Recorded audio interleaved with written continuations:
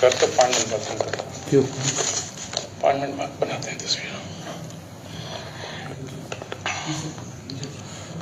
نحمده ونصلی علی رسولہ الکریم. اما بعد. بسم اللہ الرحمن الرحیم.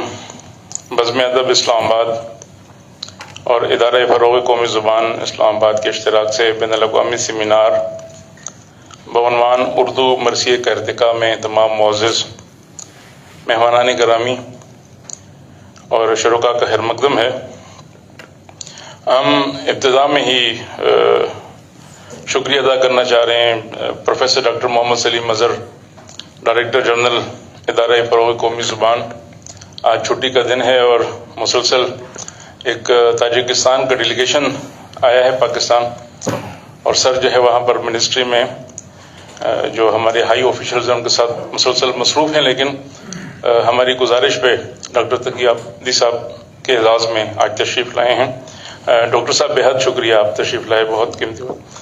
اس تقریب کی صدارت قابل صد احترام پروفیسر جلیل علی صاحب اور پروفیسر ڈاکٹر مقصود جعفری صاحب فرما رہے ہیں، اور ہم ظاہر ہے یہ تقریب بنیادی طور پر کینیڈا سے جو ہمارے مہمان خاص ہیں جناب ڈاکٹر تقی عابدی صاحب، جو اس موضوع پہ اپنا کلیدی خطبہ پیش کریں گے، ان کا جو قیمتی وقت ہے اور ان کی جو کنٹریبیوشنز ہیں، سر ہم آپ کے بنیادی طور پر بہت ممنون ہیں. اور تقریب کے مہمان اعزاز جناب منظر نقوی صاحب خود ظاہر ہے آج ہمارا موضوع ہے اردو مرثیے کا ارتقاء، تو مرثیے کی تنقید پر اور خود سلام اور جو مراثی ڈاکٹر جناب منظر نقوی صاحب نے لکھے ہیں وہ بھی لائق تحسین ہیں. میں مجلس صدارت کی اجازت سے ایک مفصل تعارف پیش کرنا چاہ رہا ہوں جناب ڈاکٹر تقی عابدی صاحب کا، کیونکہ مرثیے پہ جو آپ کا کام ہے وہ بھی درجنوں کتابیں ہیں. میں اس کا ایک مفصل جائزہ آپ کی خدمت میں پیش کرنا چاہ رہا ہوں. جی مختصر جائزہ جو ہے وہ آپ کی خدمت میں پیش کر رہا ہوں. شہید کے عنوان سے 1982 میں آپ کی کتاب آئی، جوش مودت، گلشن رویا، رموز شاعری، عروس سخن، اقبال کے عرفانی زاویے، انشاء اللہ خاں انشاء.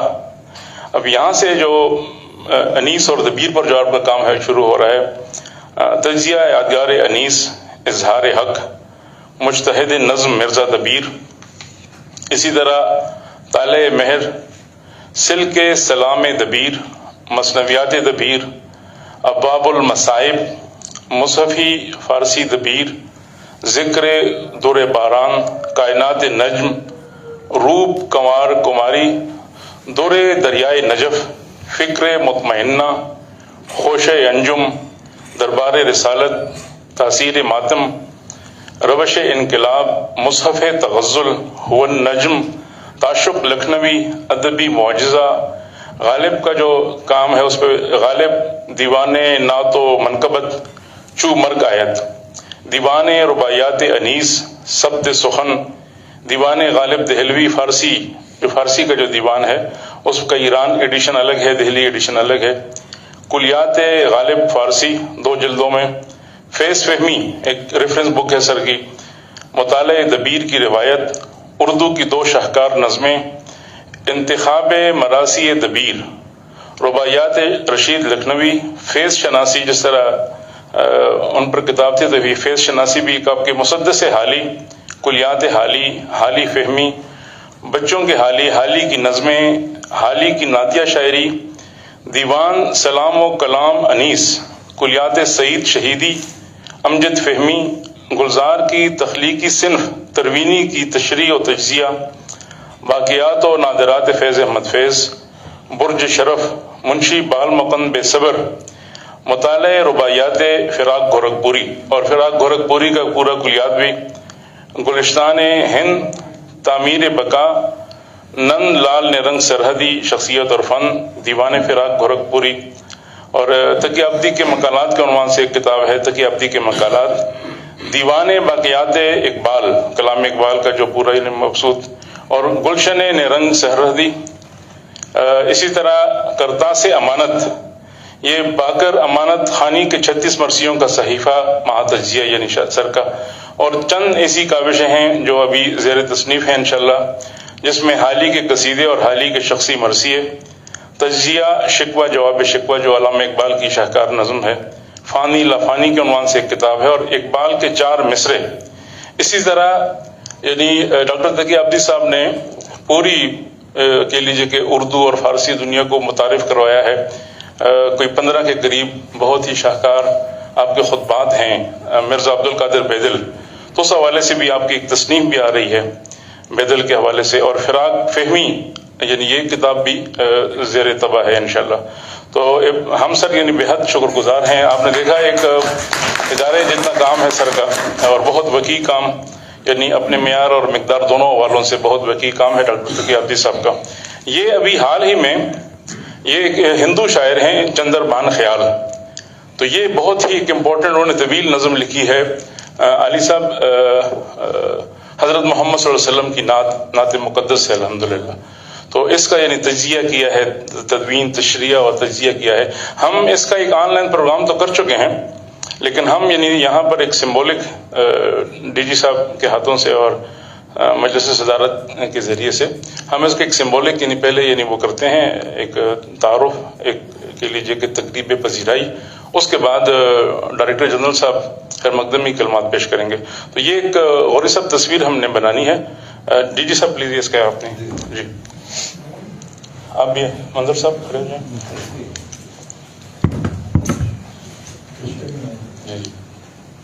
امید کیسر صاحب آپ بھی آ جائیں، آپ آئیں پلیز۔ قابل احترام پروفیسر ڈاکٹر محمد سلیم اظہر، ڈائریکٹر جنرل ادارے فروغ قومی زبان، خیر مقدمی کلمات سے نوازیں گے۔ بسم اللہ الرحمن الرحیم وبہ نستعین۔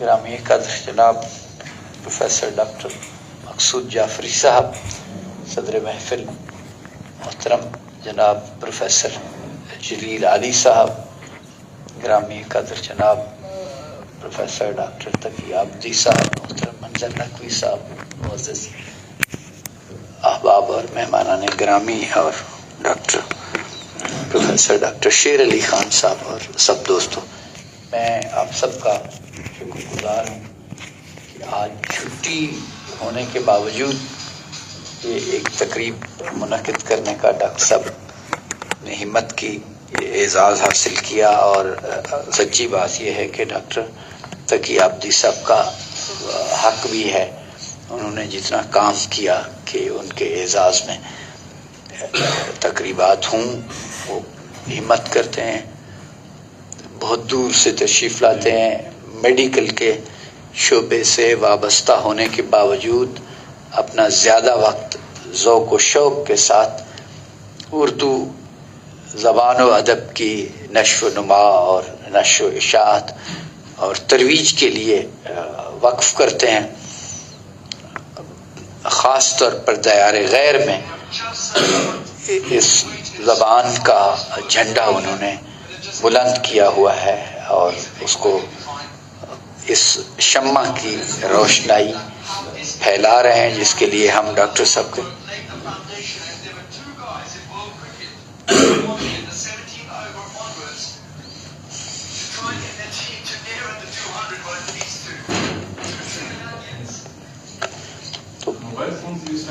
ڈاکٹر صاحب کو ہم شکر گزار ہیں۔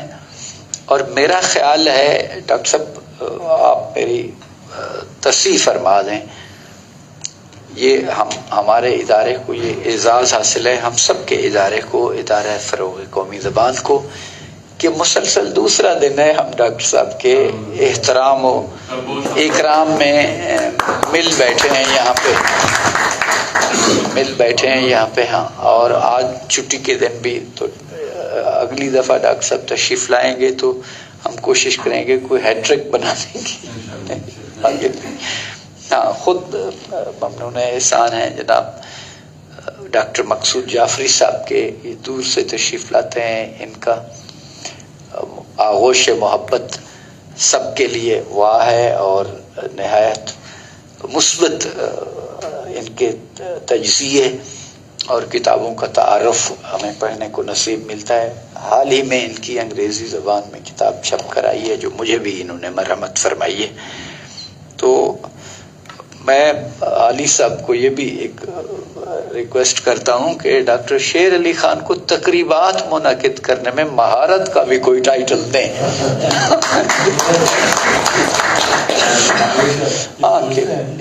ہاں سوچ کے سارے مل بیٹھتے ہیں نا, اس کو بہرحال ایک اسائنمنٹ کے طور پر لینا چاہیے چھٹی والے دن. بڑا مشکل ہے لیکن صاف ظاہر ہے وہ ڈاکٹر صاحب کی محبت اور ڈاکٹر صاحب کی جو علم و ادب کی, اردو زبان اور ادب کی جو خدمت ڈاکٹر صاحب دیار غیر میں کر رہے ہیں, اور بہت ہی محبت سے پاکستان تشریف لاتے ہیں. سب اردو کے محبان کو اکٹھا کرتے ہیں اور ان کی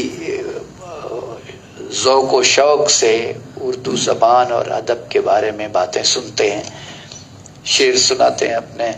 ہمیں تو انہوں نے خیر بہت کچھ سنایا ہوا ہے جو شعر میں بھی آتا ہے اور نثر میں بھی آتا ہے.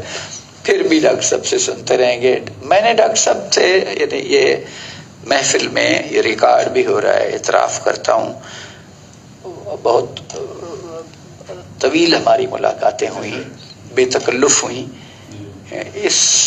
اس میں گھنٹوں کی گفتگو میں آدمی کہیں کوئی ہلکا پھلکا زبان کی لغزش ہو جاتی ہے, لیکن اس سب کچھ کے باوجود میں نے محترم ڈاکٹر تقی آبدی صاحب کی زبان مبارک سے کبھی کسی کا گلہ نہیں سنا, اور نہ ہی کوئی کسی کے بارے میں منفی بات. ڈاکٹر صاحب کوشش کرتے ہیں کہ ہر آدمی کی تشویق اور حوصلہ افزائی کریں, کوئی مثبت پہلو سب کی ذات کا نکال لیں. تو یہی وجہ ہے کہ ڈاکٹر صاحب کے چہرے پر ایک تر و تازگی اور نور اور روشنائی کا بھی ملتا ہے, اور ہمیشہ خندہ رو دیکھا ہے ڈاکٹر صاحب کو. ہاں یہ ان کی بڑی مہربانی ہے.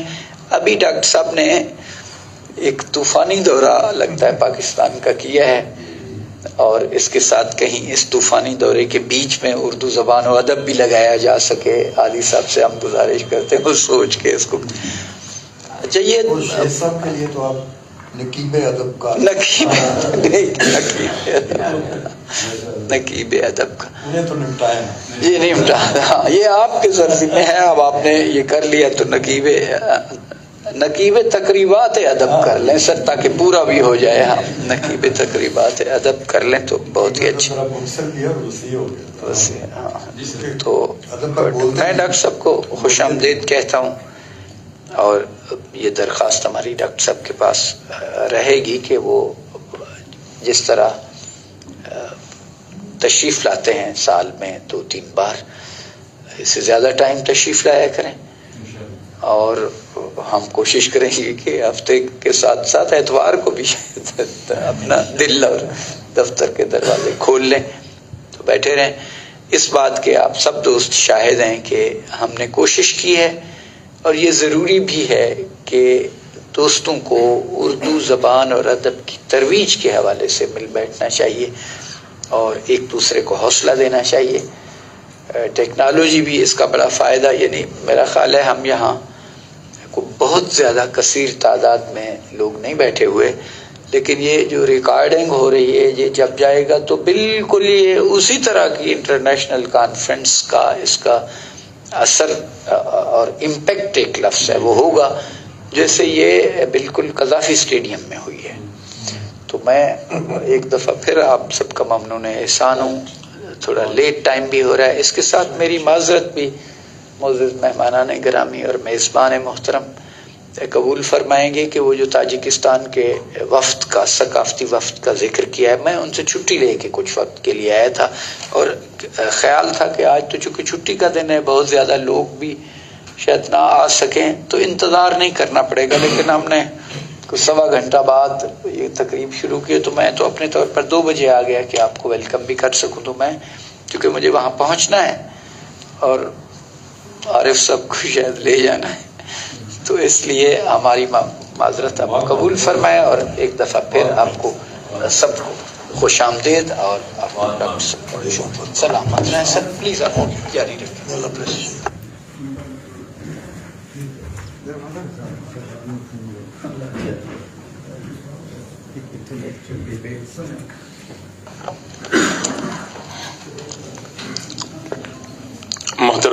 پروفیسر ڈاکٹر محمد سلیم مظہر، ڈائریکٹر جنرل ادارہ فروغ قومی زبان، خیر مقدمی کلمات ادا فرما رہے تھے، اور یہ ان کا یہ کہنا بالکل درست ہے پروفیسر جلیل علی صاحب کہ عموماً جو سرکاری ادارے ہیں ہمارے، یعنی یہاں آمنے سامنے دو ادارے ہیں، اکادمی ادبیات پاکستان اور ادارہ فروغ قومی زبان، اس میں عموماً یعنی ہفتے کو اور اتوار کو تقاریب نہیں ہوتی ہے۔ عموماً وہ ایک ایکسکیوز پیش کرتے ہیں کہ ظاہر چھٹی کا دن ہے تو سٹاف، تو یہ ظاہر ڈاکٹر تقی عابدی صاحب کا بہت ہی بزی شیڈول رہا ہے، اور ابھی انشاءاللہ یعنی آج شام کو یا کل صبح سر کی فلائٹ ہے کراچی کی، تو ہم نے یعنی ریکویسٹ کی ڈاکٹر سلیم مظہر صاحب سے، اور ہم یہ ریکارڈ پہ یعنی چونکہ چیزیں یہ لائیو چل رہا ہے پروگرام، تو ہم ان کے واقعتاً یعنی ممنون احسان ہیں کہ چھٹی کے دن انہوں نے اسٹاف کے دوستوں کو، یہ سہیل صاحب نے بہت مدد کی ہے ہماری، جو یہاں ادارے کے ہیں ہمارے دوست ہیں،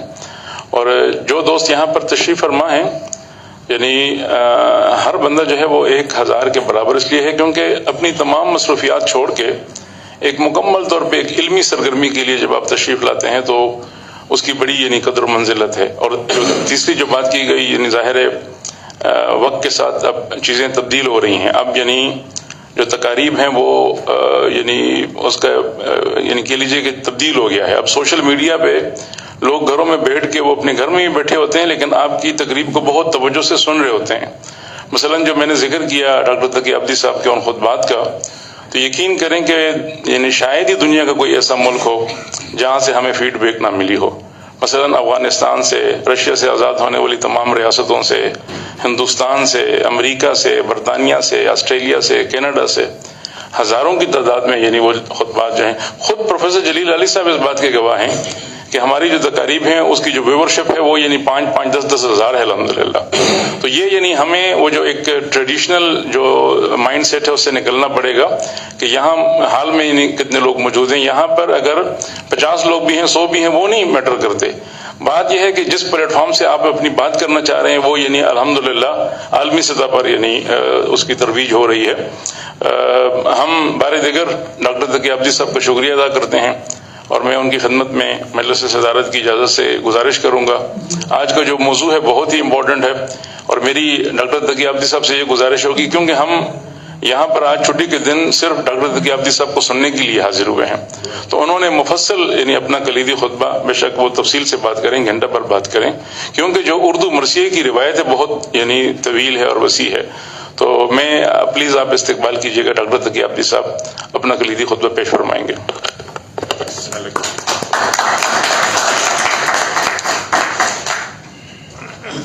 بسم اللہ الرحمن الرحیم۔ السلام علیکم۔ صدر بعض بلکہ صدور بعض پروفیسر جلیل علی صاحب اور پروفیسر مقصود جعفری صاحب، مہمان زیب خار محترم منظر بھائی، اور آپ جانتے ہیں کہ اس پروگرام کے روح رواں پروفیسر شیر علی صاحب، کلمات تو آپ نے سنے پروفیسر سلیم مظہر صاحب کے، تو آئیے بات کرتے ہیں۔ میں کیونکہ اہل علم کا سے مخاطب ہوں، اگرچہ کہ کوشش کرتا ہوں کہ عامی اور عالم دونوں ہماری اس گفتگو سے مستفید ہو سکیں، تو ذہن کے اوراق سے کچھ چیزیں پیش کرتا ہوں کہ جہاں تک مرثیہ جس کا تعلق رسا سے ہے، مرنے والے کے اوصاف حمیدہ اور جو اس سے ملا ہوا سوگ اور درد ہے، اس کے ذکر کو، اس کے آہنگ کو مرثیہ کہتے ہیں. مجھے نہیں معلوم، اگر تاریخوں میں لکھا ہے کہ یہ مرثیہ حضرت آدم نے اپنے بیٹے حابیل کی کے قتل پر لکھا، جس کا ترجمہ یا جو سریانی زبان میں موجود ہے تو حضرت آدم سے. لیکن جہاں تک ہمارے مشرقی لٹریچر کا تعلق ہے، عربی میں مراثی موجود ہیں. خنسا جو بہت عمدہ مرثیہ گو تھی، اس نے ایک مرثیہ لکھا تھا اپنے بھائی کی وفات پر. شبلی نعمانی لکھتے ہیں کہ جب حضرت عمر کو اطلاع ہوئی تو انہوں نے کہا کہ ہمارے بھائی کی وفات پر بھی تم ایک مرثیہ لکھو. تو خنسا نے مرثیہ لکھا. جب خلیفہ نے اس مرثیے کو سنا تو کہا کہ خنسا، اس مرثیے میں وہ درد نہیں ہے جو تمہارے اس مرثیے میں ہے. تو خنسا نے کہا ہاں، وہ مرثیہ میرے بھائی کی موت کا تھا اور یہ آپ کے بھائی کی موت کا ہے. تو ایک جملہ ملا کہ مرثیہ لکھنے کے لیے عقیدت اور محبت کا کیا ہونا ضروری ہے. ویسے تو مرثیے لکھے گئے، عربی سے فارسی، فارسی سے ہوتا ہوا مرثیہ اردو پہنچا. صرف ایک کتاب ہمیں نظر آتی ہے جو مرثیے کی کتاب سے پرانی ہے، قدم راؤ پدم راؤ، 26 سال پرانی ہے. ورنہ پہلی جو ہمارے پاس مستند اردو مرثیے کی کتاب ہے وہ ہے نوسر ہار، 1508 عیسوی میں بیجاپور کے شاعر شفیع بیابونی کی ہے. 1800 شعر ہیں. سیدہ جعفر پروفیسر نے اس کو ایڈٹ کر کے شائع کیا ہے. تو معلوم یہ ہوا کہ جہاں تک کہ اردو کی کتابوں کا تعلق ہے، رسالوں کا تعلق، رسالوں سے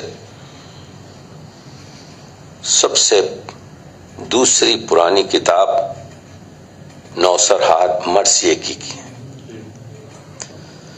اور آج ہمارے درمیان ہماری تحقیق کے مطابق کوئی 8000 مرثیے مطبوعہ اور غیر مطبوعہ حالت میں موجود ہیں. میری لائبریری میں تقریباً 350 ایسے مرثیے ہیں جو گمنام مرثیے ہیں. بعض اس میں سے پیوندی مرثیے ہیں، بعض اس میں سے قیدی مرثیے ہیں. آپ کہیں گے یہ پیوندی مرثیے کیا ہوتے ہیں، قیدی مرثیے کیا ہوتے ہیں؟ مرثیہ جو ایک مرثیہ نگار لکھتا ہے، اگر اس کو پڑھ دیتا ہے تو مرثیہ آزاد ہو جاتا ہے. بعض مرثیہ ایسے ہوتے ہیں کہ مرثیہ نگار اس کو لکھتا ہے اور اس میں کچھ ترمیم کرنا چاہتا ہے، اس میں کچھ بند کم ہوتے ہیں، اس کو ابھی ریلیز نہیں کرتا. وہ ہوتے ہیں قیدی مرثیے. قیدی مرثیے جو ہیں اس پہ اتھارٹی ہونی چاہیے، کیونکہ میرا یہ 40 سال کا آپ کے جو ہے شغل ہے. تو قیدی مرثیے میں ہوا یہ ہے کہ دادا کا مرثیہ تھا، پوتے نے قیدی مرثیے میں چند بند اپنے ڈال کر اس کو آزاد کیا. داد تو ملے گی انہی بندوں پر جو دادا کے ہیں. تو یہ ہے آپ کے جو ہے قیدی مرثیہ جو آزاد ہوتا ہے. کئی قیدی مرثیوں کو ہم نے اسی شاعر کے نام پر آزاد کیا. دوسری چیز ہوتی ہے پیوندی مرثیہ. یہ پیوند کر دیتے ہیں کیونکہ خاندانی آپ کے تبع موضوع رکھتے ہیں تو شعر جمع کر دیتے ہیں. خیر، اس وقت ہمارے پاس اردو صنف میں غزل کے بعد اگر سب سے زیادہ شعر کسی صنف میں موجود ہیں تو اس کا نام مرثیہ ہے. اور ہر حرف جو ہم کہہ رہے ہیں مستند کہہ رہے ہیں، ہم سے پوچھ سکتے ہیں اس کا جواز کیا ہے. مرثیہ प्रोफेसर नसीरुद्दीन हाशमी ने आज से 100 साल पहले, ये जामे उस्मानिया के प्रोफेसर थे, इन्होंने एक बड़ा खूबसूरत आपके जो है तहकीकी मकाला लिखा। उसमें 18 शहादत नामों का जिक्र किया, क्योंकि पहले इन चीजों को मुख्तलिफ नामों से याद किया जाता था। शहादत नामा आपके जो है बहुत, तो 18 उन्होंने शहादत नामे बनाए, जिसमें से 80% का ताल्लुक फिरक़े इमामिया से नहीं है। ये भी बता दूं मैं आपको, मर्सियों का जो इर्तिक़ा है उसमें पूरे मुसलमान फिरक़ों का आपके दखल है, किसी एक फिरक़े की जायदाद नहीं है मर्सिया, क्योंकि पैगंबर अकरम और उनकी अहले बैत से मुनक़िब है, इसलिए आज से पूरे फिरक़ों पर उसकी, और बहुत खूबसूरत शेर कहे। तो आइए, मैंने मर्सियों को देखा कि इसकी अदवार की पूरी तरीके से तक़सीम नहीं हुई है, तो हमने दक्नी मरासी और क़दीम व क्लासिक मरासी को तक़सीम किया। उर्दू का पहला साहिब दीवान शायर मोहम्मद कुली कुतुब शाह, जिसका दीवान आपके पास मौजूद है। यहाँ पर मैं एक चीज बताना चाहता हूँ, इस वजह से कि मुख्तदरा पाकिस्तान से मैं अर्ज कर रहा हूँ कि ये किस कदर आपके जो है उर्दू अदब के लिए शर्मनाक चीज है। मैं अपना तारुफ यही करवाता हूँ, आप तारुफ तो आपने बहुत ही, कि मैं सेहत का तबीब, अदब का मरीज, उर्दू का वकील और इकबाल का आशिक हूँ। ये तो मैं उर्दू की वकालत कर रहा हूँ। 1922 में जब मौलवी अब्दुल हक औरंगाबाद में एडिट कर रहे हैं मोहम्मद कुली कुतुब शाह का दीवान, तो वो मुतल्ला जो है दीवान उनके पास मौजूद है। लेकिन 1938 में जब मुहिउद्दीन जोर ने निजाम ट्रस्ट हैदराबाद दक्कन से कहा कि मैं काम करना चाहता हूं, वो मुझे दिया जाए वो दीवान, ये इस वजह से अहम है, ये पहला आपके जो है उर्दू का दीवान है, पहला साहिब दीवान शायर मोहम्मद कुली कुतुब शाह है। तो जो दीवान मोहम्मद कुली कुतुब शाह का मौजूद था 1922 में, 1938 में यह कहा गया कि जी वो मौजूद नहीं है, उसको दीमक चाट गई। मैं आपको यकीन से कह रहा हूं कि जरा सब्र कीजिए, वो जो दीमक चाट गई है कहीं ना कहीं उगल देगी उसे। मैं कोशिश में लगा हूं। तो ये तो हमारी आपके जो है बदकिस्मती है कि एक ही दीवान साहिब दीवान और दीवान मौजूद नहीं है। अगरचे के उसका जो दामाद था उसके बाद शहंशाह हुआ वहां का, उसका दीवान नामुकम्मिल सालार जंग म्यूजियम हैदराबाद दक्कन में मौजूद है। खैर ये बात आ गई। तो इसने कितने मरासी कहे मुझे नहीं मालूम मोहम्मद कुली ने, लेकिन उसके दीवान में जो अब्दुल हक ने एडिट किया और दूसरे लोगों ने एडिट किया, 4 मरासी और एक निस मर्सिया मौजूद है और उसकी हैयत मसनवी है। तो मरासी हर एक हैयत में कहे गए, मसनवी की शक्ल में, मुसल्लस की शक्ल में, मुरब्बा की शक्ल में और मुसद्दस की शक्ल में, जो इसकी सबसे फेवरेट आपके हैयत बनी, वो अगर आप उसको पढ़ें तो मालूम यह होगा कि उस जमाने में जो मरासी लिखे जाते थे उसका मकसद एक था कि वाक़ियात बयान किए जाए जिसमें कुछ درد ہو، غم ہو، کچھ اشک آنکھوں میں بھر آئے تاکہ مال مجلس حاصل ہو۔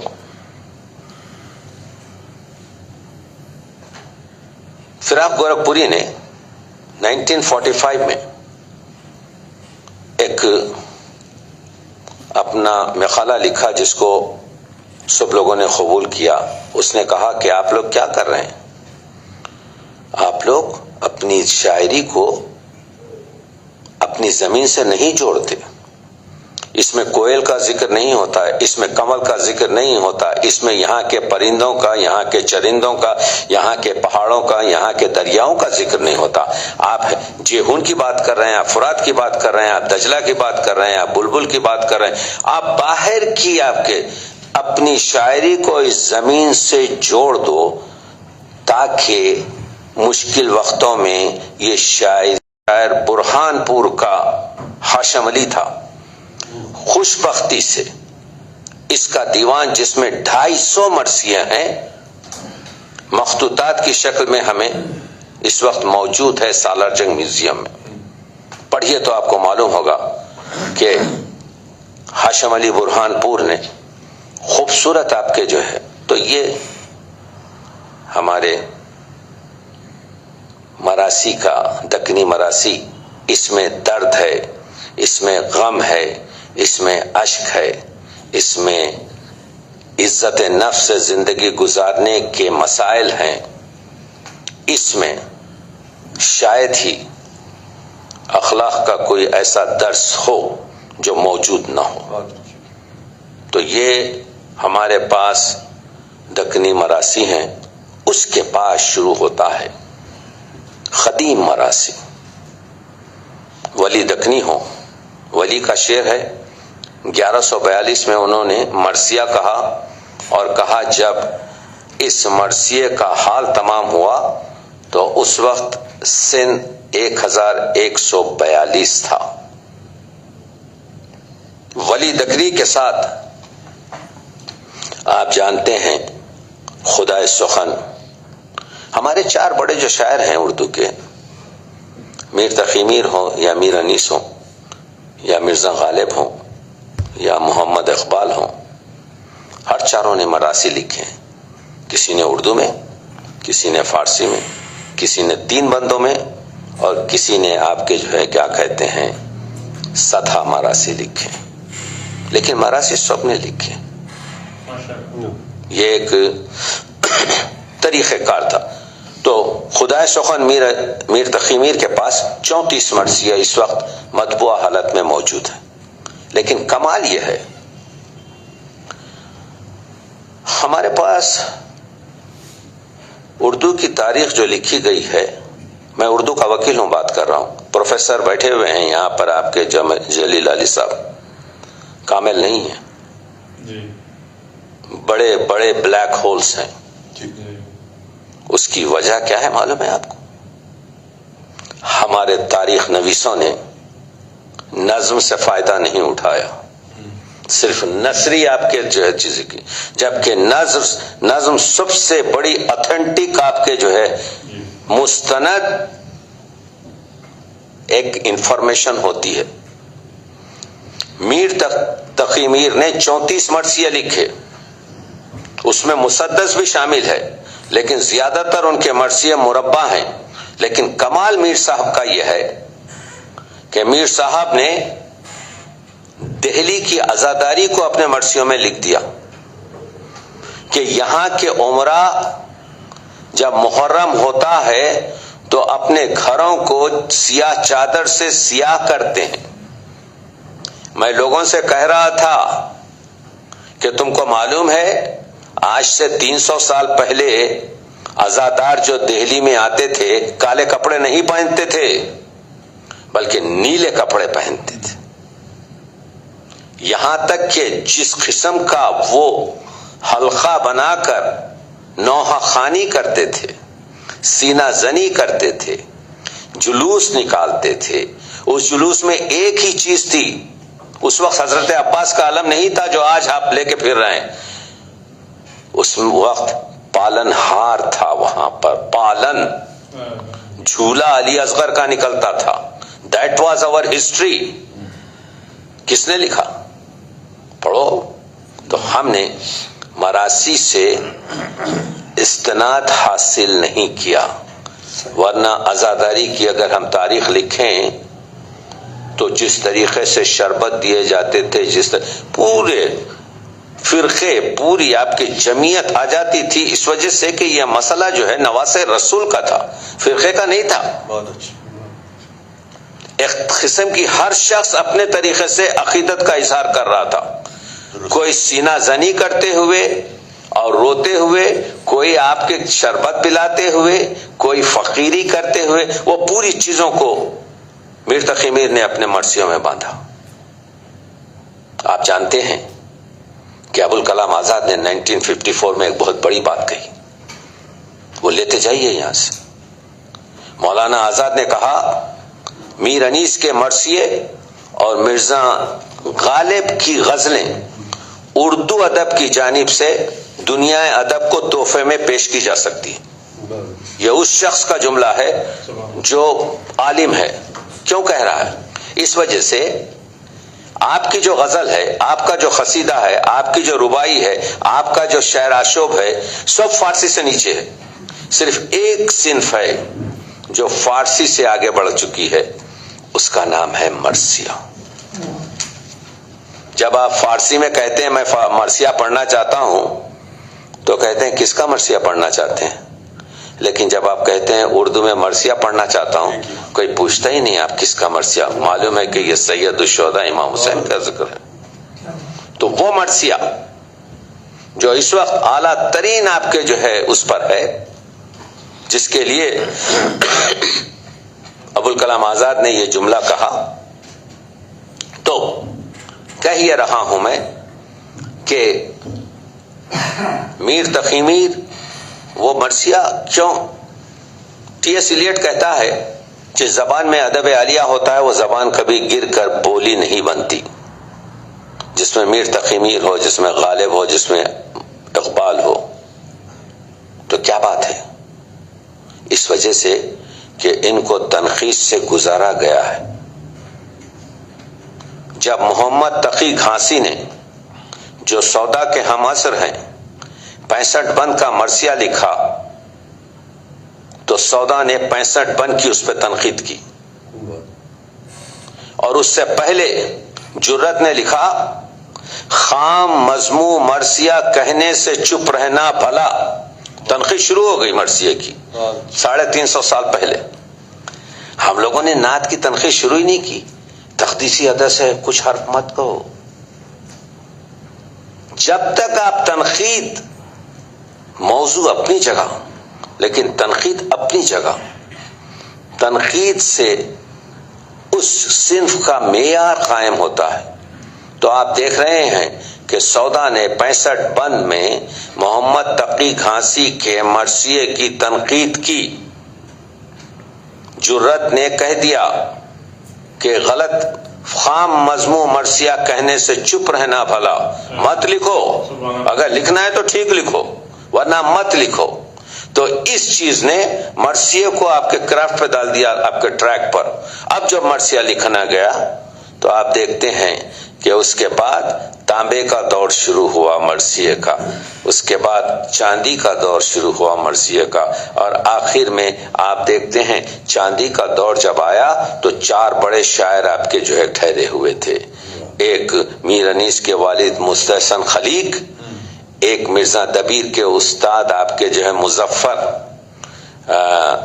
آپ کے جو ہے ضمیر، مظفر ضمیر، میر مظفر ضمیر، اور فصیح اور چھنو لال دلگیر. یہ 4 شاعر آپ کے جو ہے. چھنو لال دلگیر نہیں، دلگیر جو مسلمان تھے وہ چھنو لال دلگیر بعد کے ہیں. نہیں، چھنو لال دلگیر اور جو مسلمان جس کو ضمیر اختر صاحب نے مسلمان بنا دیا ہے وہ ایک ہی ہیں دونوں. چنو لال دلگیر سن لیجیے. چنو لال دلگیر کے جو ہے منظر بھائی پورے 6 دیوان میرے پاس موجود ہیں. چنو لال دلگیر جو ہیں ہم عصر ہیں مستحسن خلیل کے, میر ضمیر کے, اور اس کے علاوہ آپ کے جو ہے کیا کہتے ہیں جہاں تک جعفر فصیح کا تعلق ہے انہوں نے بیشتر زندگی آپ کے مڈل ایسٹ میں کی اور ان کا انتقال بھی وہیں پر آپ کے کربلا وغیرہ میں ہوا. لیکن یہ چار شاعر جس میں ایک ہندو ہے جس کا نام چنو لال دلگیر ہے, جس کے 6 دیوان ہیں اور 6 کے 6 دیوان میرے پاس موجود ہیں. آج سے 135 سال پہلے اس کو نول کشور نے شائع کیا ہے, پورے میرے پاس اوریجنل ہیں. خیر, جب یہ نقروی دور تمام ہوا تو اس کے بعد سے طلائی دور, سنہری دور شروع ہوا جس میں مہتاب بن کر دبیر اور جس میں آفتاب بن کر انیس آپ کے ظاہر.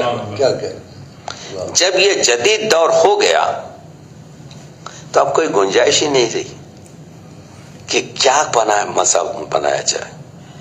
جس طریقے سے مرثیے کا ارتقا ہوا ہے کہ لوگ سمجھنے نہیں لگے کہ اب یہاں پر بینیا شعر جو ہیں, میر انیس نے ایک شعر میں بتا دیا لفظ بھی چست ہوں مضمون بھی عالی ہووے, مرثیہ درد کی باتوں سے نہ خالی ہو.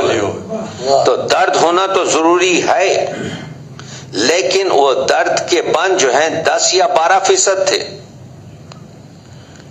85% جو تھی اس میں منظر کشی تھی, اخلاق سازی تھی اس میں. تو نقروی دور میں, چاندی کے دور میں حضرت میر ضمیر نے جو دبیر کے استاد تھے قانون بنایا اور وہاں سے کہا کہ مسدس میں مرثیہ کہا جائے, اور یہ بھی کہا 10 میں کہوں 100 میں کہوں یہ طرز ہے میرا, جو بھی کہے اس طرز میں شاگرد ہے میرا. اور دبیر سے تو اب یہاں سے مرثیہ مسدس کی شکل میں آنے لگا. انہوں نے کہا تمہید ہے جس کو آپ تشبیہ بھی کہہ سکتے ہیں. اس کے بعد کیا ہوتا ہے, آمد ہے, شہید آتا ہے میدان میں, رجس پڑتا ہے, اس کے بعد رجس ہے, رجس کے بعد یا رجس سے پہلے سراپا ہے. اس مجاہد کا سراپا بیان کیا جاتا ہے. پھر لڑائی ہوتی ہے, لڑائی میں آپ کے تلوار بھی ہے, لڑائی میں آپ کے گھوڑا بھی ہے, لڑائی میں رن ہے, اور اس کے بعد شہادت ہوتی ہے. شہادت کے بعد بین ہوتا ہے, اور بین کے بعد دعا ہوتی ہے. یہ اجزاء مرثیہ آپ کے جو ہے, یہ کلاسک مرثیے کی بات کر رہے ہیں ہم. تو یہاں پر جولن گاہی دکھائی گئی شاعروں نے آپ کے جو ہے. ہم یہاں پر اردو کے لوگ بیٹھے ہوئے, مجھے ایک نظم بتائیے اردو ادب میں جس میں 8 استعاراتی نظام ہیں. میں اردو کا وکیل ہوں, میں یہ بتا رہا ہوں مرثیے سے استفادہ نہ کرنے سے اردو کو کیا نقصان پہنچا رہا ہے, یہ بتا رہا ہوں میں آپ کو. مرثیے کو کچھ نقصان نہیں پہنچ رہا ہے. شیکسپیئر 8000 جگہ پڑھا جاتا ہے سال میں, میر انیس 40,000 جگہ پڑھا جاتا ہے ہر سال میں. جس شخص کا کلام ہر سال 40,000 جگہ پڑھا جائے اس کو شہرت کی کمی نہیں. کم از کم 1 مرثیہ, زیادہ سے زیادہ 3 مرثیے پڑھے جاتے ہیں. پاکستان میں پڑھا جاتا ہے رات ہے, نیو یارک میں پڑھا جاتا ہے دن ہے. میر انیس اور مرزا دبیر کے آفتاب کبھی آپ کے جو غروب نہیں ہوتا. تو یہ اردو ادب کا آپ کے جو ہے فرض ہے کہ مرثیے سے سیکھے کہ اخلاق کس کو کہتے ہیں, غلام سے آقا کس طرح سے بات کرے, زوجہ شوہر سے کیسے بات کرے. امام حسین آتے ہیں, میر انیس پڑھ رہا ہوں, ہے دم ہم لوگوں میں، ہم مرد بنیاد معاشرے میں اپنی بیگم کی آپ کے جو ہے کیا کہتے ہیں قدردانی کرے آتے ہیں، شہربانوں کے پاس آتے ہیں اور آ کے کہتے ہیں تو تو کسرا کی پوتی تھی، تیرے جسم میں تو آپ کے کیا کہتے ہیں تلائی اور سیمی آپ کے جو ہے لباس ہوتی تھی، تو پیغمبر کے نواسے کے گھر آ کر تیرے کپڑوں میں پیوند لگ گئے، ایک جو اولاد خدا نے عطا کی تھی وہ بھی خدا کی راہ میں تو نے پڑھیے وہ 2 باندھ کہ شوہر 26 سال جس عورت کے ساتھ زندگی کر رہا ہے زوجہ کے ساتھ اس کی قدردانی کر رہا ہے، وہ ہے نواسے رسول۔ حضور فرما چکے ہیں میں مکارم الاخلاق ہوں، میں معلم اخلاق ہوں، اپنی بیگم کا جو ہے اپنی زوجہ کا کہہ رہا ہے۔ تو ایک شعر میں میر انیس نے جواب دلا دیا، تو زوجہ شہربانو کہتی ہے کسرا کی جو پوتی ہوں کوئی فخر نہیں ہے، کیا کہ کسرا کی جو پوتی ہوں کوئی فخر نہیں ہے، سرتاج میرا دوش محمد کا مکی ہے، میرا ہسبینڈ وہ ہے، میرا شوہر وہ ہے جو پیغمبر اکرم کے دوش پر آپ کے جو ہے چڑھا ہے۔ یہ حفظ مراتب، یہ اخلاق سازی کہیں نہیں ملے گی مرثیوں میں، صرف ملے گی تو مرثیے میں۔ تو میں یہ کہہ رہا ہوں اردو ادب میں ہے کوئی نظم جس میں استعاراتی نظام، میں ایک مرثیہ آپ کو دبیر کا دیتا ہوں، 34 بند کا مرثیہ ہے جس میں 7 استعارے نہیں استعاراتی نظام میں نے آپ کے تلاش کیے ہیں، اور ایک نظام دوسرے، جیسے یہ نظام شمسی ہے، سورج بیچ میں ہے، اس کے اطراف یہ سیارے ہیں ایک دوسرے سے نہیں ٹکراتے، جب پریشان ہوئی مولا کی جماعت رن میں، یہ مرثیہ۔ مرزا دبیر کے 76 سے زیادہ مرثیے میں نے آپ کے گنے ہیں جو لفظ جب سے شروع ہوتے ہیں۔ قرآن مجید کی جو آیا آپ کے سورے ہیں اذا جاء نصر اللہ، اذا کہتے ہی آپ کے ذہن وہاں پہنچ جاتا ہے، تو مرثیہ نگاروں نے قرآن مجید کی آیات سے جب کہتے ہی ذہن پہنچ جاتا ہے اس مقام پر، جب پریشان ہوئی مولا کی جماعت رن میں، تو پہلے ہی مصرے میں سلامت علی دبیر نے 2 استعاراتی نظام داخل کیے۔ جب پریشان ایک استعارے میں نماز ظہر کا ختم ہونا ہے، پریشان دوسرے استعارے میں امام حسین کے لشکر کا ختم ہونا ہے۔ جب پریشان ہوئی مولا کی، مولا ایک استعارے میں وہ شخص ہے جو نماز برپا کر رہا ہے، مولا دوسرے استعارے میں وہ کمانڈر ان چیف ہے جو اس لشکر کی آپ کے جو ہے کیا کہتے ہیں سپہ سالاری کر رہا ہے۔ جب پریشان ہوئی مولا کی جماعت ایک استعارے میں نماز جماعت ہے، جماعت دوسرے استعارے میں لشکر کی صف بندی ہے۔ جب پریشان ہوئی مولا کی جماعت رن میں، ہر نمازی کو پسند آئی اقامت رن میں۔ نمازی ایک استعارے میں، وہی دیکھیے 2 استعاراتی نظام ہیں لیکن ساتھ ساتھ چل رہے ہیں، ایک دوسرے سے نہیں ٹکرا رہے ہیں۔ ہر نمازی کو، نمازی ایک استعار میں جو نماز پڑھا ہے، نمازی دوسرے استعارے میں وہ مجاہد ہے جو لڑا، ہر نمازی کو پسند آئی اقامت ایک استعارے میں رکن نماز ہے، اقامت ایک استعارے میں جہاد کا قیام ہے۔ دیکھ رہے ہیں آپ، قبلہ دین کیا قصد عبادت رن میں، قبلہ دین ایک استعارے میں وہ جہت ہے جس میں نماز پڑھی جا رہی ہے، قبلہ دین ایک استعارے میں وہ کمانڈر ان چیف ہے جو لیڈ کر رہا ہے، قبلہ دین کیا قصد عبادت، قصد ایک استعارے میں نیت نماز ہے، قصد دوسرے استعارے میں آپ کے نیت جہاد ہے، قصد عبادت ایک استعارے میں نماز ہے، عبادت دوسرے استعارے میں جہاد ہے۔ قبلہ دین کیا قصد عبادت رن میں، شکل محراب بنی تیغ شہادت رن میں۔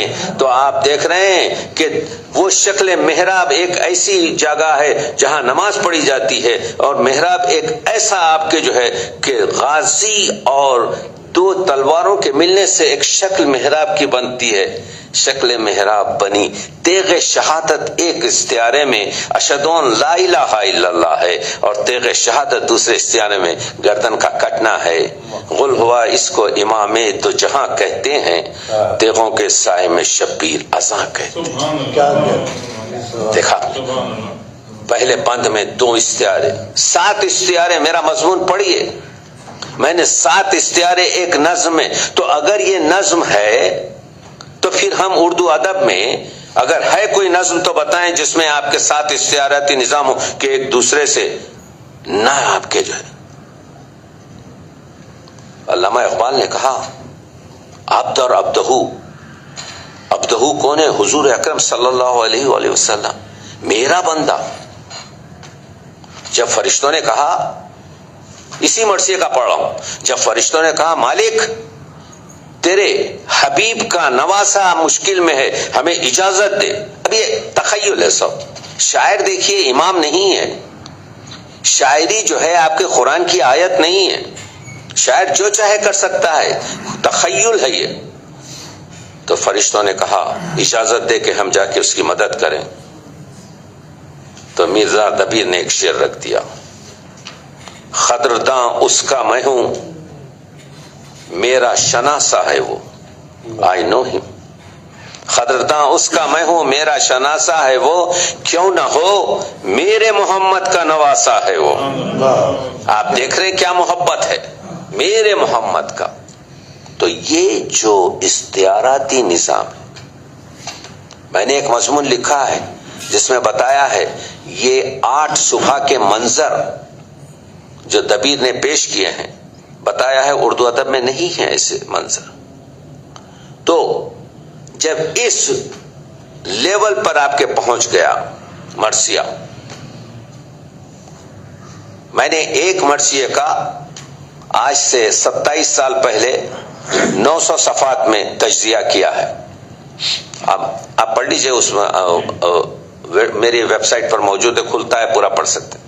اور یہ بتایا ہے کہ اس میں محاوروں کی تعداد، اس میں روزمرہ، اس میں ثنائے لفظی اور ثنائے معنوی اور تمام چیزیں 2600 سے زیادہ ہیں ایک مرثیے میں۔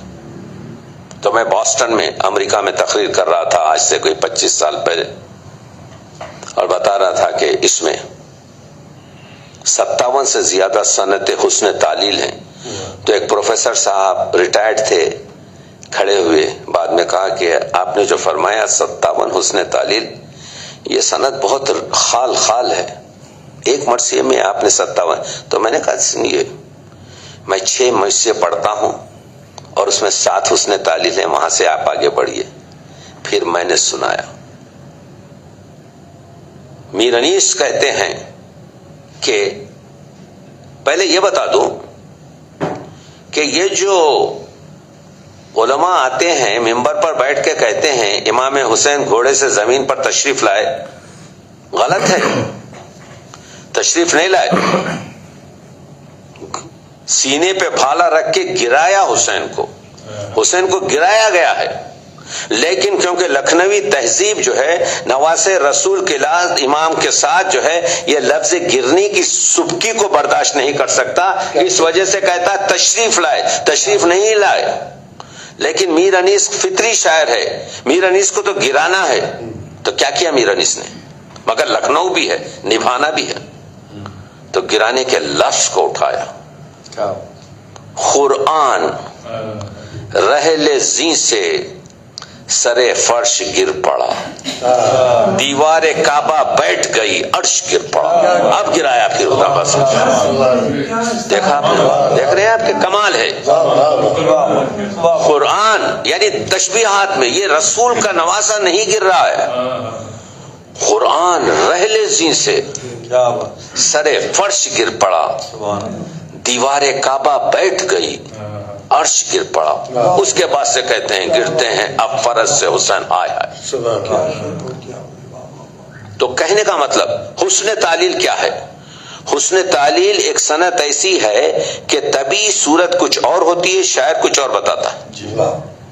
جیسے یہ جو پتنگا آ کے ایکسیڈنٹ ہے جو جل جاتا ہے کیونکہ دکھتا نہیں اسے، تو ہم کہتے ہیں کتنا عاشق ہے کہ اپنی جان فدا کر گیا. جیسے آپ کے ہوا کے زور سے موجیں پہاڑ سے ٹکراتی ہیں تو ہم کہتے ہیں یہ موجیں سر کیوں پیٹ رہی ہیں اپنا. تو کسی طبیعی چیز کو آپ کے آگے بڑھاتا ہے. ٹھیک ہے. اب دیکھیے میرانیس اسی مرثیہ میں امام کی تلوار کا اثر ہوا پر بتائے ہیں, پھر زمین پر بتائے ہیں, اب پانی پر بتا رہے ہیں. تو مچھلیاں سمجھتی ہیں کہ اب یہ مولا کی تلوار سے کہیں ہم خامخواہ کٹ نہ جائیں. ہر چند مچھلیاں تھیں زرہ پوش سر بسر. تمام مچھلیوں نے سر سے پیر تک زرہ پہن لی تھی, کیونکہ پلک جو ہے ایسے لگے رہتے ہیں جیسا کہ زرہ پہنی.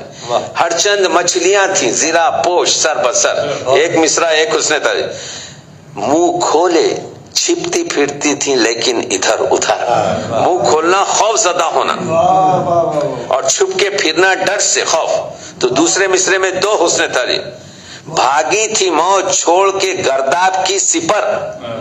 آپ یہ سائیکلون جب دیکھتے ہیں تو ایسا معلوم ہوتا ہے یہ بیچ جو ہے سپر ہے اور یہ موجیں بھاگ رہی ہیں, اس سے نکل رہی ہیں, کیونکہ موج یہ کہہ رہی تھی کہ تلوار آ کے سپر کو بھی کاٹ دے گی تو بھاگو یہاں سے. بھاگی تھی موج چھوڑ کے گرداب کی سپر, تھے تہ نشین نہنگ. ویلز جو ہیں تہ نشین ہو گئے تھے. تہ نشین ہونا خوف سے. تھے تہ نشین نہنگ مگر آپ تھا جگر, اور ان کے جو جگر تھے وہ پانی پانی ہو گئے تھے. اور آپ کو معلوم ہونا چاہیے کہ ویلز کے جو لیور ہوتے ہیں وہ فلوٹنگ لیورز ہوتے ہیں. دریا نہ تھمتا خوف سے اس برق تاب کے, لیکن پڑے تھے پاؤں میں چھالے حباب کے.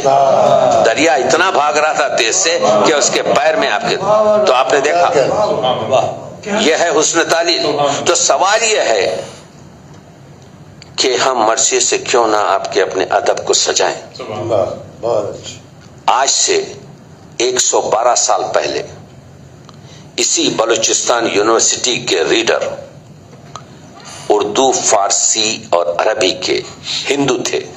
ان کا نام تھا ہیرا لال شیدا. الہ آباد سے آئے تھے اور 1912-13 میں یہاں پر ان کو پروفیسر بنایا گیا تھا بلوچستان یونیورسٹی کا. انہوں نے یہ کتاب جو ہے حیات دبیر کا 35 صفحے کا دیباچہ لکھا. اس کے 3 لائن سنیے. کہتے ہیں میں آریہ سماج کا ممبر ہوں, اپنے ہندو بھائیوں سے کہہ رہا ہوں کہ دیکھو اگر تمہیں اسلام کے یہ اوتار حسن وسن پسند نہیں تو اپنے اوتار آپ کے لکشمن اور رام رکھ لو, مگر مرثیہ پڑھو, کیونکہ مبلغ علم کو اپنے بڑھاؤ, دبیر کے مبلغ کو پائن مت کرو. یہ ہے ایک آریہ سماج کا آپ کے جو 100. تو ہم نے کیوں نہیں کیا یہ سوالیہ ہے. ایسے اردو وکیل میں کہہ رہا ہوں 1903 میں ہم نے اردو ترقی بورڈ بنایا. آج آپ کے جو ہے 122 سال کے بعد اردو تحفظ بورڈ کی ضرورت محسوس ہو رہی ہے. ہماری نسل جوان جو ہے اگر میں کہوں مجھے پانی دو تو 400 ملین افراد مجھے پانی دیں گے, لیکن یہی چیز کو میں لکھ کر دوں تو 10% لوگ مجھے پانی دیں گے. آج اردو کانوں کی زبان بن کے رہ گئی ہے. اردو آج آنکھوں کی زبان نہیں ہے. اردو میں یہ اخلاق کی جو معیار اور جو حفظ مراتب ہے نہیں ہے. تو کیوں ہم نے آپ کے جو ہے یہ کام کیا. تو اردو کی اگر ترقی ضروری ہے, ارتقاء کی اگر ضرورت ہے, تو ہم کو ہر ایک وہ دروازہ کھٹکھٹانا چاہیے جہاں سے ہمیں کچھ مدد حاصل ہو سکے. اور آپ دیکھ رہے ہیں کسی کے فرقے کی جائیداد نہیں ہے. سوال یہ ہے کہ جب آپ نے مرثیے کو مدرسے سے نکال دیا, اپنی سماجی زندگی سے نکال دیا, اپنے کالجز سے نکال دیا, اپنی بول چال سے نکال دیا, تو پھر مرثیہ اگر امام باڑے میں پناہ نہ لے تو کہاں لے؟ That is a question. کوئی نہیں جانتا کہ آپ کے جو ہے مرثیہ کی جو ہے سب سے بڑی اس وقت جو ہے مشکلات یہ ہیں کہ مرثیہ امام باڑوں میں جو ہے جعفری صاحب بہت محدود ہو کے رہ گیا. اس وجہ سے کہ جو شخص جا رہا ہے آپ کے جو ہے ممبر پر, ہی از ناٹ فیورنگ مدرسہ آپ کے جو ہے مرثیہ. آپ کے کتنے آپ کی جگہوں پر مرثیہ صحیح پڑھا جا رہا ہے, مرثیے کی پڑت کیا ہے؟ کچھ نوجوان اس طرف راغب ہوئے ہیں، تو یہ حسن یوسف جو ہے اس وقت چاہ میں بند ہے، اس کو نکالا جائے، بازار مصر نہیں بلکہ تمام دنیا کے بازاروں میں پیش کیا جائے. یہ اردو کا مال ہے، یہ اردو کی آپ کے آبرو ہے. تو وہ چیز جو ہے آپ کے، تو خدا سخن جب ان لوگوں نے اتنا کام کر گئے تو اب ہمارے پاس کوئی موقع نہیں تھا کہ کلاسیکل مرثیے کے بعد اگر جدید مرثیہ شروع نہ ہو تو مرثیہ ختم ہو جاتا. میں نے ابھی اب یہ جو عالمی کانفرنس ہے اس میں میرا ایک پورا ٹاپک رکھا گیا ہے جو ہلال نقوی کے مرثیے کی. میں یہ سوچنا چاہتا ہوں تو آپ دیکھیے کہ اگر جدید مرثیہ ہم شروع نہ کریں تو ہوگا یہ کہ یہ اردیا سنیے کیا کہہ رہے ہیں، یہ میری کتاب سے پڑھ رہا ہوں. جوش ملیح آبادی کہتے ہیں اب مرثیے کو روشن دماغ نوجوانوں کی ضرورت ہے ورنہ اس صنف کا وجود ختم ہو جائے گا. جوش ملیح آبادی. پروفیسر احتشام حسین جیسی شخصیت، آج بھی نہ جانے کتنے مرثیہ نگار اور شاعر موجود ہیں، اور صرف موجود ہی نہیں بلکہ ہزاروں سینوں کو گرم بھی کرتے ہیں. اس لیے آج کے شاعروں اور ادیبوں کا مطالعہ کرتے وقت ہمیں جذباتی ہونے کے بجائے منطقی ہونا چاہیے. مت سمجھیے یہ آپ کے جو ہے کیا کہتے ہیں، آپ نے تو امام حسین کو جو ہے آپ کے کسی فرقے میں ڈال دیا. امام کا تعلق کسی فرقے سے نہیں ہے، یہ بدبختی ہے ہماری. جذباتی نہیں ہونا چاہیے. میں مرثیہ کا طالب علم آپ کے اس پوڈیم سے اعلان کر رہا ہوں، ایک مصرع میں نے بتا دیا، لاکھوں سے مصرے ہیں، ایک مصرع بتائیے کسی مرثیے کا آج سے لے کے جب تک میں زندہ ہوں جس میں کسی آپ کے فرقے کی اہانت کی گئی ہو، جس میں کسی طریقے سے آپ کے جو ہے اسلامی آپ کے جو آیات ہیں اور جو آپ کے اس کی آپ کے جو ہے وہ کی گئی ہے. ہاں عمر سعد جو تھا، جو کربلا کا جس نے امام حسین کا گا کاٹا، بعض جگہ اس کا پورا نام استعمال کیا گیا ہے، بعض وقت اس کا نام عمر استعمال کیا گیا ہے شیر کی طرح سے. کوئی تعلق کسی سے نہیں ہے. خود حضرت علی کے فرزند کا نام آپ کے عثمان ہے. فرزند تمام آپ کے شہداء کربلا دیکھیے پورے خلفاء کے نام ان میں موجود ہیں آپ کے. سنیے کیا کہتے ہیں مجتبی حسین. علی سردار جعفری کہتے ہیں انیس نے جس جگہ مرثیے کو پہنچا دیا یا جوش جہاں مرثیے کو لے گئے، اب ان لوگوں سے بڑا شاعر آئے تو مرثیے میں روشن امکانات نظر آ سکتے ہیں. تو شاعروں نے کیا کیا؟ شاعروں نے دیکھا کہ شناخت تو ضروری ہے، تو انہوں نے اپنی ایک الگ. تو اب جو جدید مرثیہ آیا، ابھی تک مرثیے کا عنوان نہیں دیا جاتا تھا، انہوں نے عنوان دینا شروع کیا. دوسرا کام یہ کیا کہ یہ جو 9 جز تھے کہ تمہید کے بعد آمد اور آمد کے بعد رجس اور رجس کے بعد لڑائی، یہ سب اس سب کو آپ کے جو ہے چینج کر دیا. تیسری چیز یہ کی کہ ہماری زندگی سے جب گھوڑا ہٹ گیا، ہماری سماجی زندگی سے جب تلوار ختم ہو گئی، تو انہوں نے ان طرف اب گھوڑے کا، پہلے گھوڑے کی یال، گھوڑے کی شکل و صورت، گھوڑے کی چال، گھوڑے کی رفتار پر آپ کے ذکر ہوتا تھا. اب گھوڑے کی اس پر نہیں ہو رہا ہے، تلوار کا.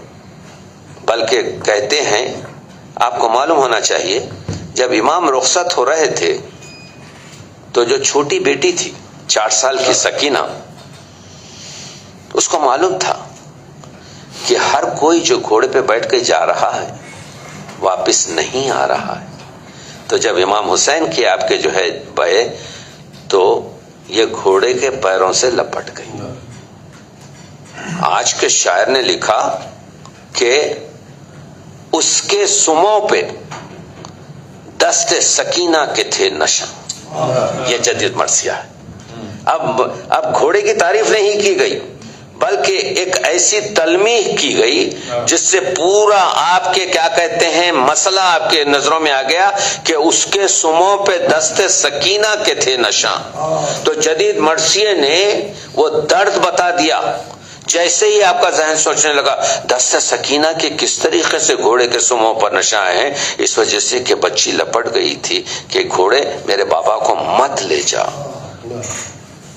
तो नया मरसिया, जदीद मरसिया जिस तरीके से पेश हुआ, उसमें आपके उन्वान रखा गया, उसमें 200 बंद नहीं रखे गए बल्कि 40-50 बंद रखे गए।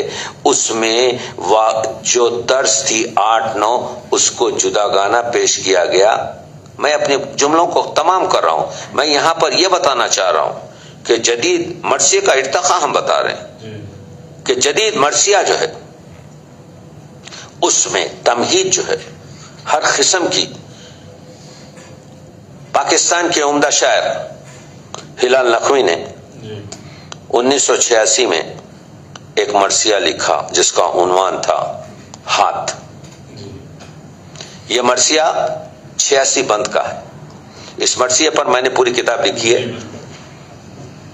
उस मरसिए के उसमें इल्तिजाम एक जदीद किया, वो ये कि जो मिसरे होते हैं 6, उसमें तीसरे मिसरे को उन्होंने खवाफी और रदीफ से आजाद कर दिया। असल में होता यह है कि तीसरा मिसरा आमतौर से भर्ती का मिसरा हो जाता है। इन्होंने उसको आजाद कर कर यह किया कि एक टीप का शेर नहीं बल्कि 2 टीप के शेर एक बंद में पेश किए। तो मैं क्योंकि वकील हूं उर्दू का, मैंने देखा इसमें हुस्न क्या है। इसमें हुस्न यह है, मैं मिसालों से अर्ज करूंगा आपको कि इसमें बंद में 6 मिसरों में 2 पावरफुल शेर आ गए। तो हाथ का जो मरसिया है जिसमें हिलाल नकवी ने लफ्ज हाथ 154 बार इस्तेमाल किया है, जिसमें कुरान मजीद की आयत यानी जितनी भी आयत जिसमें हाथ का जिक्र है, यदुल्लाह, ये खाक तुमने नहीं फेंकी हमने फेंकी है।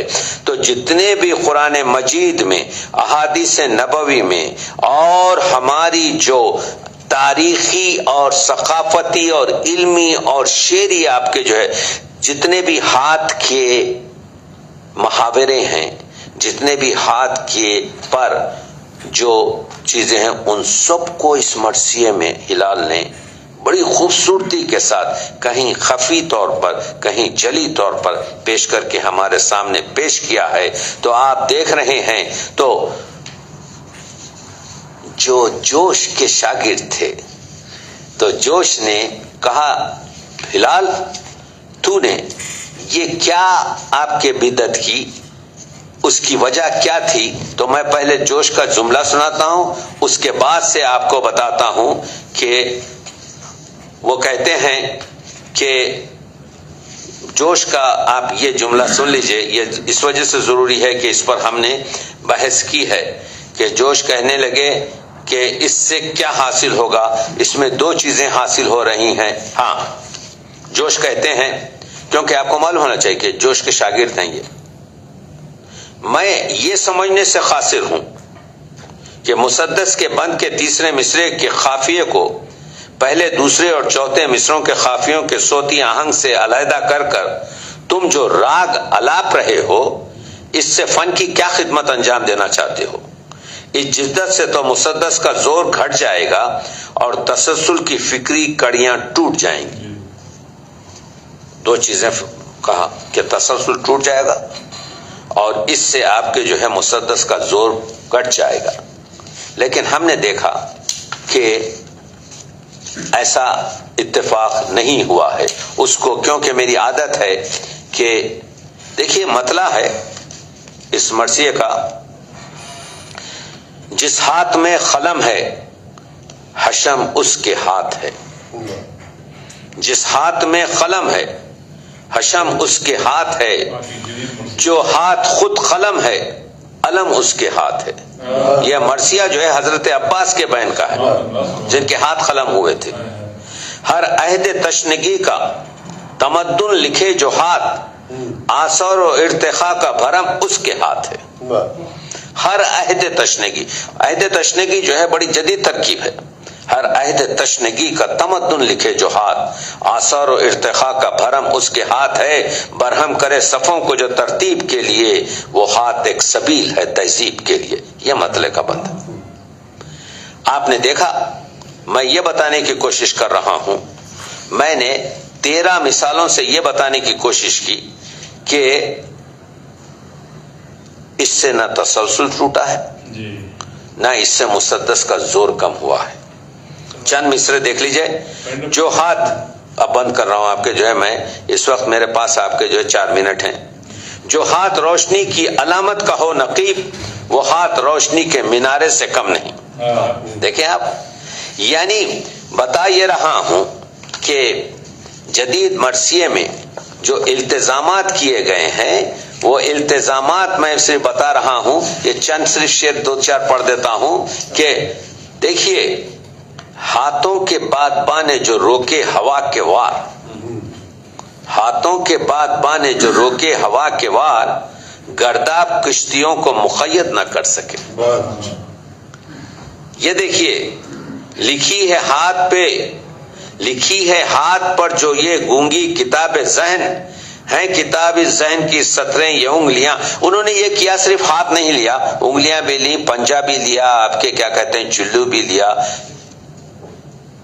आवाज रब ये सूरह वल्फत से उठी, तुमसे नहीं रसूल ये बैत खुदा से है।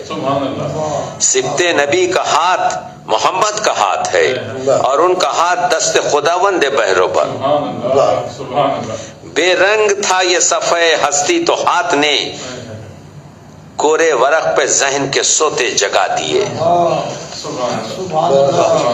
जिस तरीके से उन्होंने, खत्म कर रहा हूं बात को, जिस तरीके से हर अहद की बका है मशक्कत सपास हाथ, मजदूरों के हाथ की बात की है इसमें, जालिमों के हाथ की बात की है इसमें, इंसानों की आपके जो है हर अहद की बका है मशक्कत सिपास हाथ, देखान के ये हाथ, ज़िराअत शनास हाथ, जख्मी हथेलियों पे लहू के गुलाब हैं।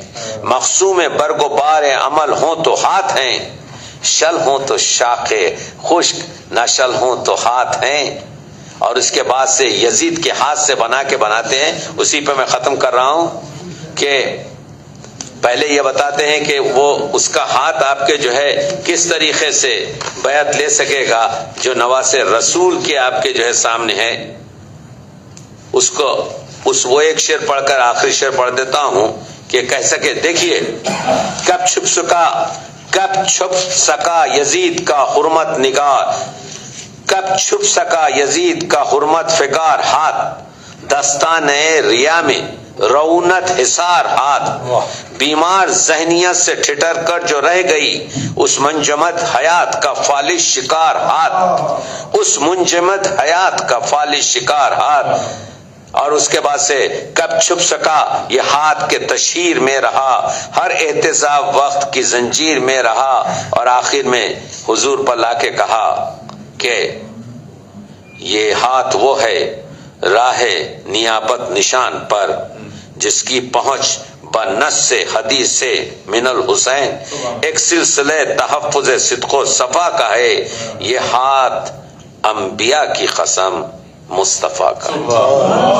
हुसैन का हाथ नहीं है ये हुसैन बैत नहीं कर रहा है, एक सिलसिला तहफ़्फ़ुज़ सिद्क़ो सफ़ा का है। ये हाथ अंबिया की कसम मुस्तफा का। बहुत बहुत शुक्रिया।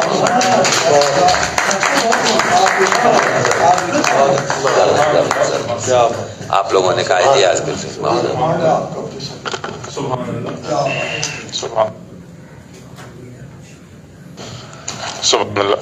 तुलानी कर दिया नहीं बिल्कुल नहीं, बिल्कुल तुलानी नहीं।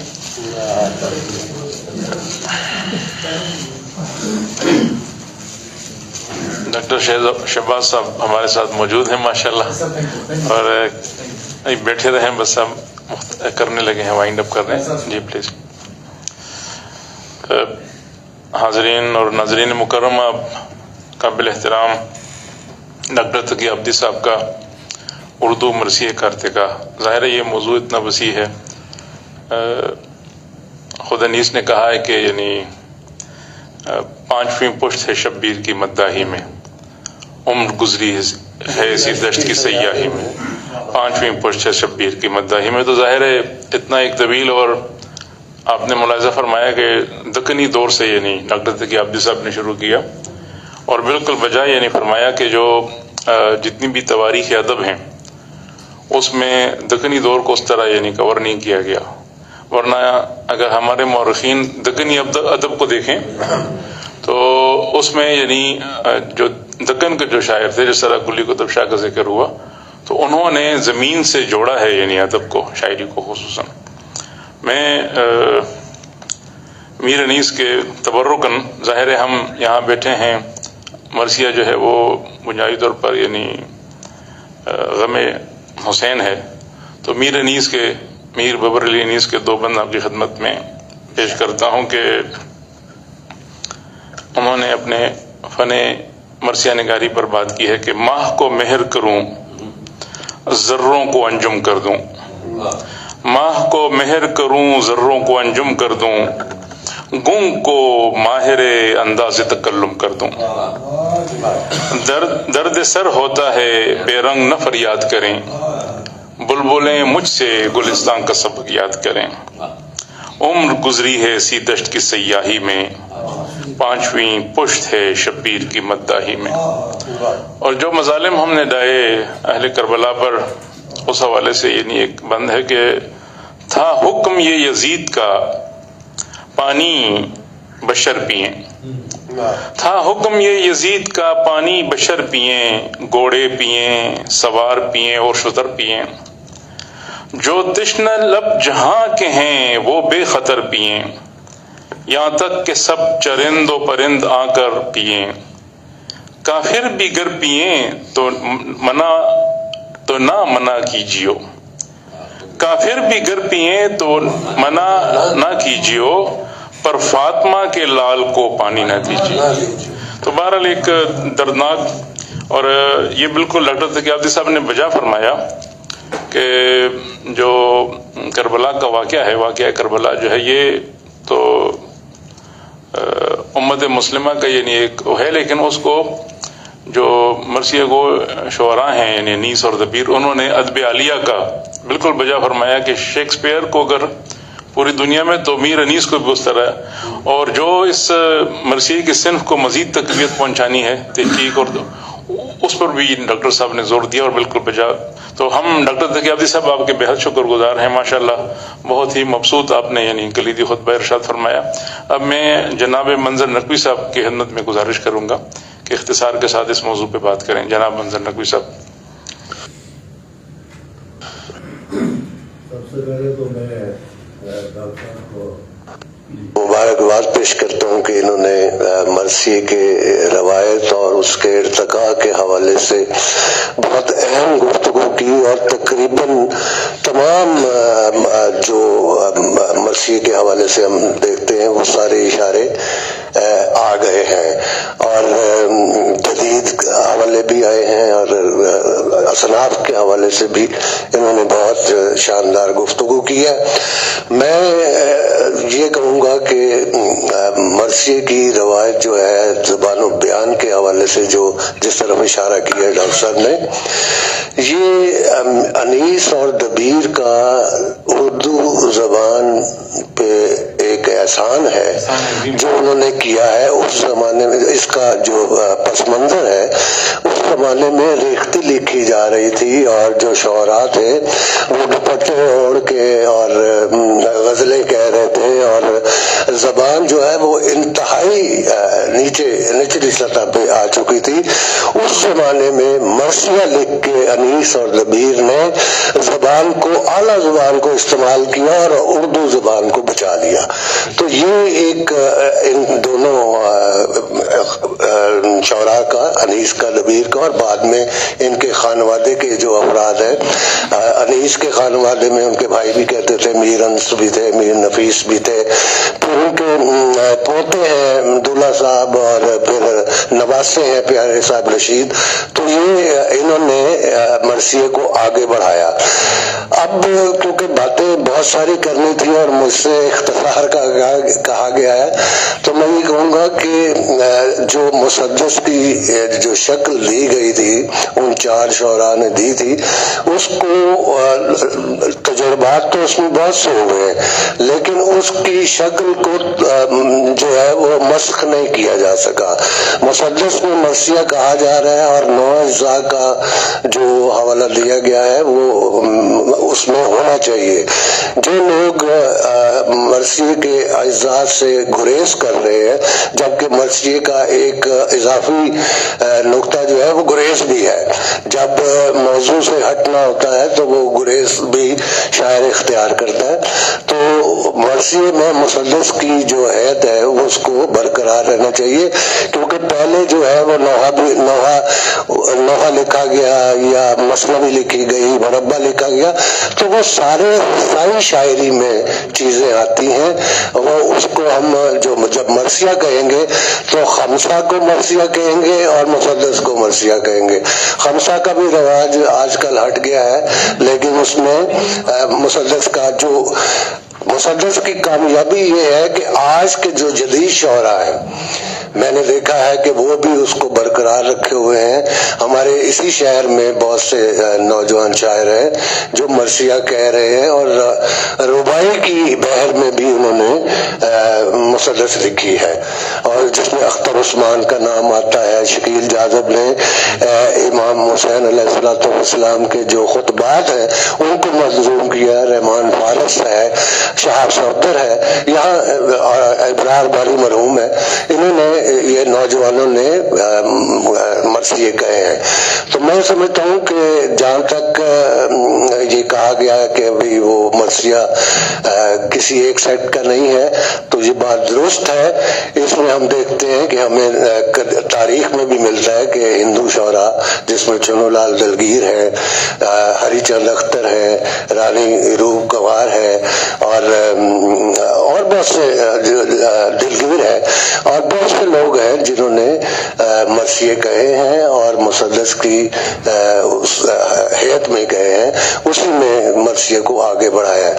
اور جوش کہہ چکے ہیں کہ انسان کو بیدار تو ہو لینے دو، ہر قوم پکارے گی ہمارے ہیں حسین.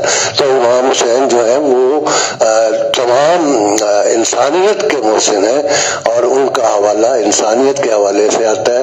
اس میں مسلم اور نان مسلم کا کوئی رول نہیں ہے. سب ان کو پسند کرتے ہیں، ان کی جدوجہد کو. زلزلہ کے حوالے سے جو بات کی گئی ہے، تو زلزلہ جو ہے وہ باقاعدہ کربلا کا ایک کردار ہے، اور یہ وہ زلزلہ تھا جو بچپن میں پیغمبر صلی اللہ علیہ وسلم کو ہدیہ کیا گیا تھا، اور وہ امام حسین کو حضور صلی اللہ علیہ وسلم نے عطا فرما دیا تھا. تو یہ اس کا باقاعدہ کردار ہے. اس کی حرکات و سکنات کو اگر آپ دیکھیں، اور جیسے ڈاکٹر صاحب نے اشارہ بھی کیا کہ جناب سکینہ سموں سے لپٹ گئی تھی وہ، اور اس کے بعد پھر جب وہ شہادت کے بعد واپس خیمے کی طرف گھوڑا آتا ہے، زلجنہ آتا ہے، تو وہاں پہ بیویوں نے جو بیان کیے ہیں، تو درمیان میں زلجنہ کھڑا ہوا تھا اور اس کے ارد گرد بیویاں کھڑی تھیں اور وہ بیان کر رہی تھیں. تو مرثیے میں سمجھتا ہوں کہ بہت سے حوالے ہیں. اور ایک بات آخر میں یہ کہوں گا کیونکہ وقت کی کمی ہے کہ دیکھیں ایپک میں اور مرثیے میں بہت فرق ہے. ایپک جو ہے وہ آپ کا تخلیق کردہ کردار ہوتا ہے، اس کو آپ بڑھا بھی سکتے ہیں، کم بھی کر سکتے ہیں، اور کسی مقام پہ آپ اس کو ختم بھی کر سکتے ہیں. لیکن خیالی کردار، لیکن کربلا کے جو واقعہ ہے وہ ملکوتی کرداروں سے وابستہ ہے. اس میں آپ کو بہت نازک مراحل سے گزرنا پڑتا ہے. آپ اپنی طرف سے کوئی بات شامل نہیں کر سکتے. آپ نے وہی کہنا ہے جو یا تو امام نے کہا ہے یا ان کے ساتھیوں نے کہا ہے یا تاریخ کے مستند حوالے موجود ہیں. تو اس لیے میں سمجھتا ہوں کہ واقع کربلا کے نہ صرف اردو ادب پہ بلکہ تمام زبانوں پہ اس کے اثرات قائم ہوئے ہیں. اور آپ دیکھتے ہیں کہ کوئی بھی دنیا کی اس وقت کوئی بھی زبان لے لیں اس میں مرثیہ کہا گیا ہے. مرثیہ نہیں کہا گیا جو مسدس کی شکل میں تو نہیں کہہ رہا، لیکن رسائی شاعری کے زمرے میں وہ چیزیں آتی ہیں، آزاد نظم کی صورت میں آتی ہیں، نوحے کی صورت میں آتی ہیں. تو میں ان الفاظ سے اختتام کرتا ہوں. بہت شکریہ. بہت شکریہ.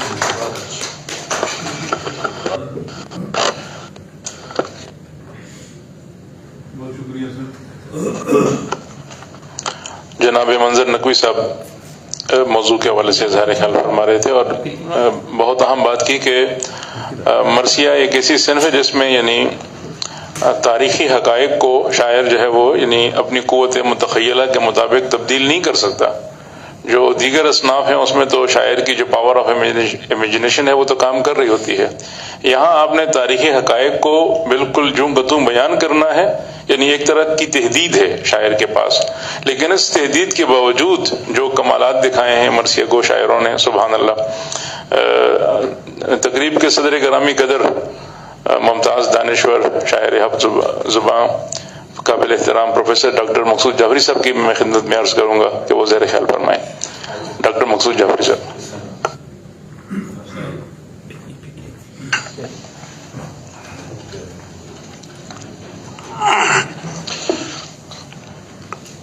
محترمی جناب ڈاکٹر سید تقی آبدی صاحب، جناب جلیل علی صاحب اور منظر نقوی صاحب، ڈاکٹر شعری صاحب، باقیوں کے بہت کم ہے. اور کل بھی میں جو تقریب ہوئی اور میری صدارت تھی وہاں بھی افتخار ہے. اتنے بڑے بین الاقوامی دانشور کی محفل میں حاضر ہونا ہی بڑی بات ہے. وہاں کیونکہ کچھ لوگ وہاں نہیں تھے، ایم فل کا تھیسس لکھا انہوں نے ڈاکٹر شیر علی صاحب کی زیر نگرانی. سائقہ نقوی صاحب وہاں ہماری وہ رشتہ دار بھی ہماری وہ. تو وہ کتاب میں رات کو دیکھ رہا تھا تو وہاں بھی بات مختصر کرنی پڑی کیونکہ واقعی کمی اپنی جگہ ہے. وقت کم کیا ہے زیادہ کیا، یہ فلسفہ زمان و مکان کی بحثیں ہیں. ڈاکٹر سید تقی آبدی صاحب کے بعد اس موضوع پر لمبی چوڑی گفتگو کا ہمیں حق بھی نہیں پہنچتا. بات بڑی سیدھی سی ہے. میری نظر میں عربی، فارسی، اردو، انگلش لٹریچر موجود ہے اور ظاہر ہے 35 بکس لکھ چکا ہوں.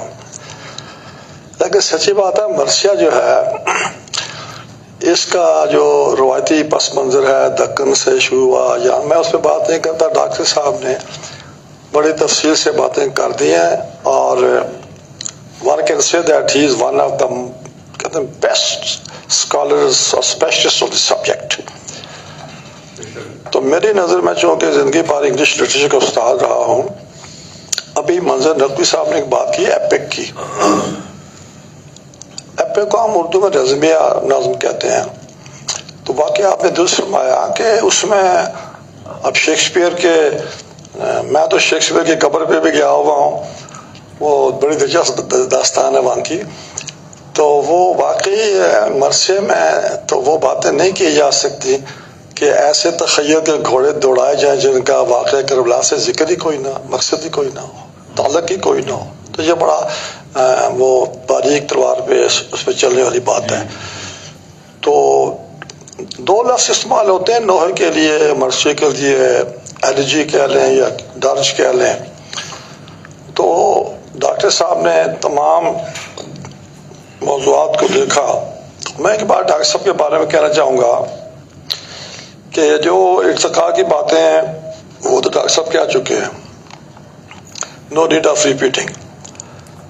چند سال پہلے میں دوست بیٹھے ہوئے, چند سال پہلے نیو یارک میں اقبال کانفرنس تھی, تو ڈاکٹر صاحب سادات کے لیے تشریف لائے کینیڈا سے, اور مجھے اعزاز حاصل ہوا, آئی واز چیف گیسٹ, اور اقبالیات پہ بات ہوئی. تو وہاں میں بڑا متاثر ہوا پہلی دفعہ کہ ڈاکٹر صاحب کا جو انگریزی پہ, اردو پہ, فارسی پہ جو ان کی کمانڈ ہے, اور پھر انشاء پر وہ انشاء صاحب پر مجھے انہوں نے اپنی کتاب بھی دی, اور میر انیس پر بھی, وہ میں نے پڑھی ہیں. تو ڈاکٹر صاحب تقریباً 60 کتابیں کم از کم, بہت بڑی بات ہوتی ہے. اور پھر ہی از اے فزیشین, اور اس میں بھی بڑی ڈگری ہے ان کے پاس. تو یہ ایک نابغہ روزگار ہیں. اب وہ مسئلہ ہے کہ اگر آپ کی نظر سے نظری نشاوری کے صاحب تبریزی, میں صاحب تبریزی کا بھی حاضر ہوا, ڈاکٹر جواد اقبال اور میں اکٹھے تھے ایک کانفرنس میں, علامہ اقبال کے بیٹے. تو موسم کاشی کے یہ فارسی سے بہت آیا ہے, لیکن میں آپ سے اتفاق کروں گا ڈاکٹر صاحب, آپ نے کل بھی بڑی اچھی بات کی تھی. ٹھیک ہے, فارسی بنتاؤ ببینی نقشۂ رنگ رنگ بگذر از مجموعے اردو کے بھی رنگ منست. عالم میں کہا نا, زبان پہلوی کی ہم زبانی ہو نہیں سکتی, ابھی اردو میں پیدا وہ روانی ہو نہیں سکتی. تفصیل جلندے نے کہا ہے نا. لیکن آپ نے کہا جو بات کی بہت زبردست کہ مرثیے میں اردو زبان فارسی سے بھی آگے ہے. رہا یہ دکن کا, لکھنؤ کا معاملہ, ایک کلچر تھا, جیسے آپ نے انیس اور دبیر کے بڑے بڑے مار کے بھی سمجھے, اور شبلی نعمانی نے جو لکھا ہے موازنہ دبیر اور انیس, تو وہ بھی نظر سے گزرا ہوا ہے. تو یہ چیزیں بھی میں آپ سے عرض کروں گا, میں زیادہ گفتگو نہیں کروں گا اس موضوع پر, اور میں اپنا حق بھی نہیں سمجھتا کہ ڈاکٹر سید تقی عابدی کے بعد لمبی چوڑی گفتگو کی جائے. That's very clear. تو میں یہ عرض کرنا چاہتا ہوں کہ ابھی ذکر شاید آپ نے کسی نے 2 دفعہ کیا شیکسپیئر کا. ڈاکٹر صاحب میری کتاب ہے سیڈز آف سینٹی, اس میں انگلش پوئٹری, اس میں ایک تصویر بھی لگی ہوئی ہے. میں شیکسپیئر کی قبر پہ وہاں گیا ہوں, اور وہاں دیکھا ہوا نو فوٹوگرافی, اجازت نہیں ہے قبر پہ, وہاں اس کے اندر تصویریں لگی. تو I was especially given permission by the arch priest when I told him that I am a poet and he was a poet. You are a priest, so you have no right to stop me. He said, sir, I close my eyes, you can have your picture here. سچی یہ عجیب بات بتا رہا ہوں آپ کو.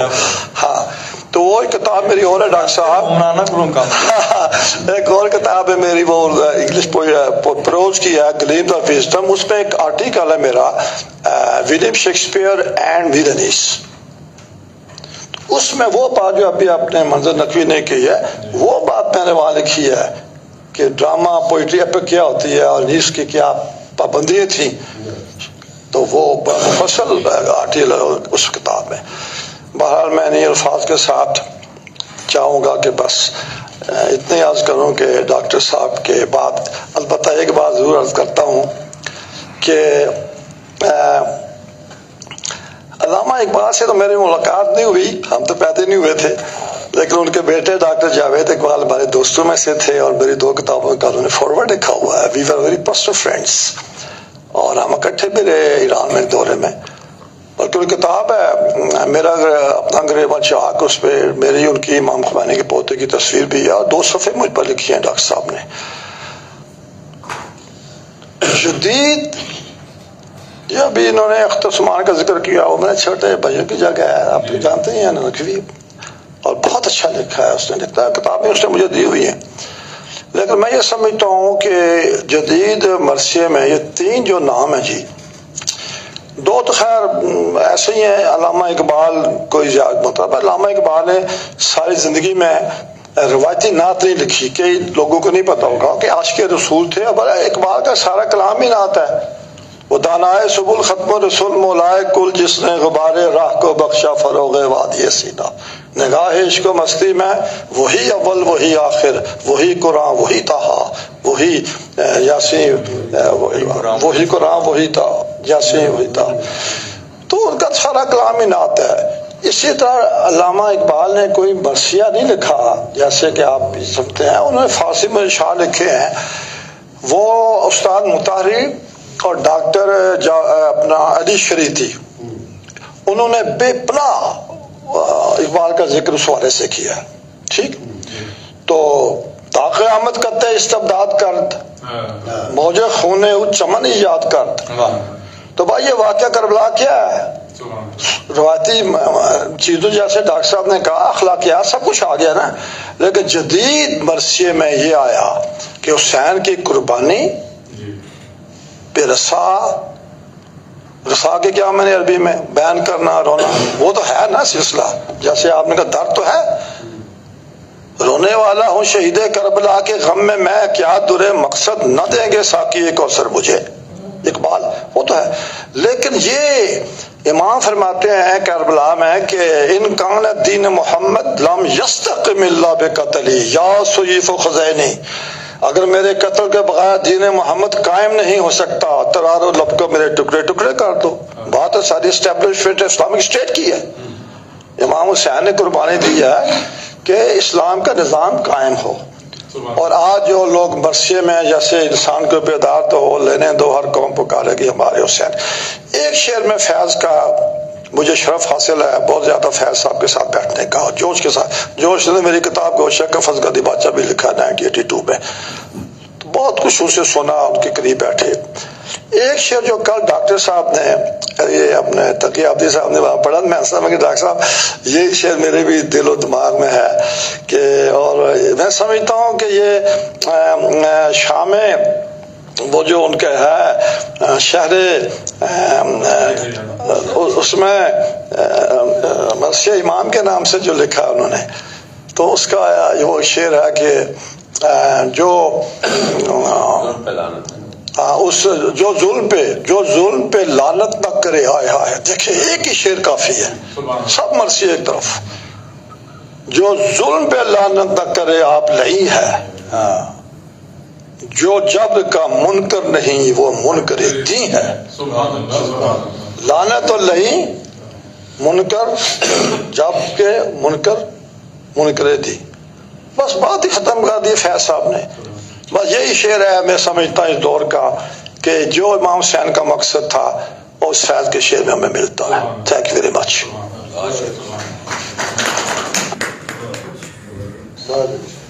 سبحان اللہ. محترم پروفیسر ڈاکٹر مقصود جعفری صاحب اظہار خیال فرما رہے تھے اس تقریب کے صدر گرامی قدر. کل جس طرح بتایا بھی گیا، ابتدا میں بھی ڈاکٹر سلیم مظہر صاحب بھی فرما رہے تھے اور کل پروفیسر جلیل علی صاحب بھی فرما رہے تھے کہ جب ڈاکٹر تقی عابدی صاحب تشریف لاتے ہیں پاکستان اسلام آباد تو ان کی سعادت ہے، یعنی ان کی برکات سے کچھ اس طرح کی تقاریب ہوتی ہیں جو بہت ان کا یعنی ادبی اہمیت تو ہوتی ہے لیکن ایک روحانی اور دینی یعنی اہمیت بھی ہوتی ہے. تو کل ہم نے جو ادارے کا جو بڑا ہال ہے، ادارہ فروغ قومی زبان کا کانفرنس ہال، اس میں اردو نعت اقبال اور عشق رسول، اور اس میں ڈاکٹر تقی عابدی صاحب نے جو شاندار یعنی کلیدی خطبہ ارشاد فرمایا. تو پروفیسر جلیل علی صاحب جب گفتگو کر رہے تھے تو انہوں نے اس نقطے کو بہت ایک وسیع تناظر میں لیا کہ جو اقبال کے ہاں جو حضرت محمد صلی اللہ علیہ وسلم کا ذکر ہے اور جو نعت ہے وہ روایتی انداز میں تو نہیں ہے، لیکن جتنی بھی منظومات ہیں وہاں پر یعنی حضرت محمد صلی اللہ علیہ وسلم کا ذکر آتا ہے، اور کوئی 5 سے 7 پوائنٹس اس طرح کے بتائے کہ دیکھیے یعنی اقبال نے کس طرح روشنی کشید کی ہے عشق مصطفیٰ سے. مثلا جو اقبال کا شعر ہے کہ صدق خلیل بھی ہے عشق، صبر حسین بھی ہے عشق، معرکہ وجود میں بدر و حنین بھی ہے عشق. تو میں نے پھر علی صاحب کی خدمت میں گزارش کی کہ چونکہ یہ موضوع جو مرثیہ ہے یعنی اہل بیت کا ذکر جو ہے وہ یعنی مصطفیٰ کے ذکر سے الگ تو نہیں ہے، تو یہ موضوعات بھی آپس میں جڑے ہوئے ہیں ایک طرح سے. تو میں نے قابل احترام پروفیسر جلیل علی صاحب کی خدمت میں گزارش کی اور انہوں نے ہماری، تو میں اب ان سے ان کی خدمت میں گزارش کرتا ہوں کہ پلیز اظہار خیال فرمائیں.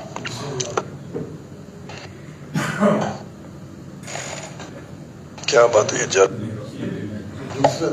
ٹھیک ہو بیٹا، زیادہ دیر تک دباتا ہے. بسم اللہ الرحمن الرحیم. صاحبان اسٹیج و معزز حاضرین، بہت ہی سرشار کر دینے والی گفتگو تقی عابدی صاحب نے فرمائی. اور ناظرین جو آپ کے ناظرین تو زیادہ امپورٹنٹ ہے آج، کیونکہ وہ دور بیٹھے، انہوں نے اتنا وقت دیا ہے ہمیں اور توجہ سے سنا. تو تقی عابدی صاحب کے ساتھ تو رشتہ بہت گہرا ہوتا چلا جا رہا ہے، اور اس کی وجہ ایک یہ بھی ہے کہ ہم پیر بھائی ہیں. یہ بھی اقبال کے مرید ہیں، ہم بھی اقبال کے مرید ہیں، تو اس اعتبار سے بہت رشتہ گہرا ہے.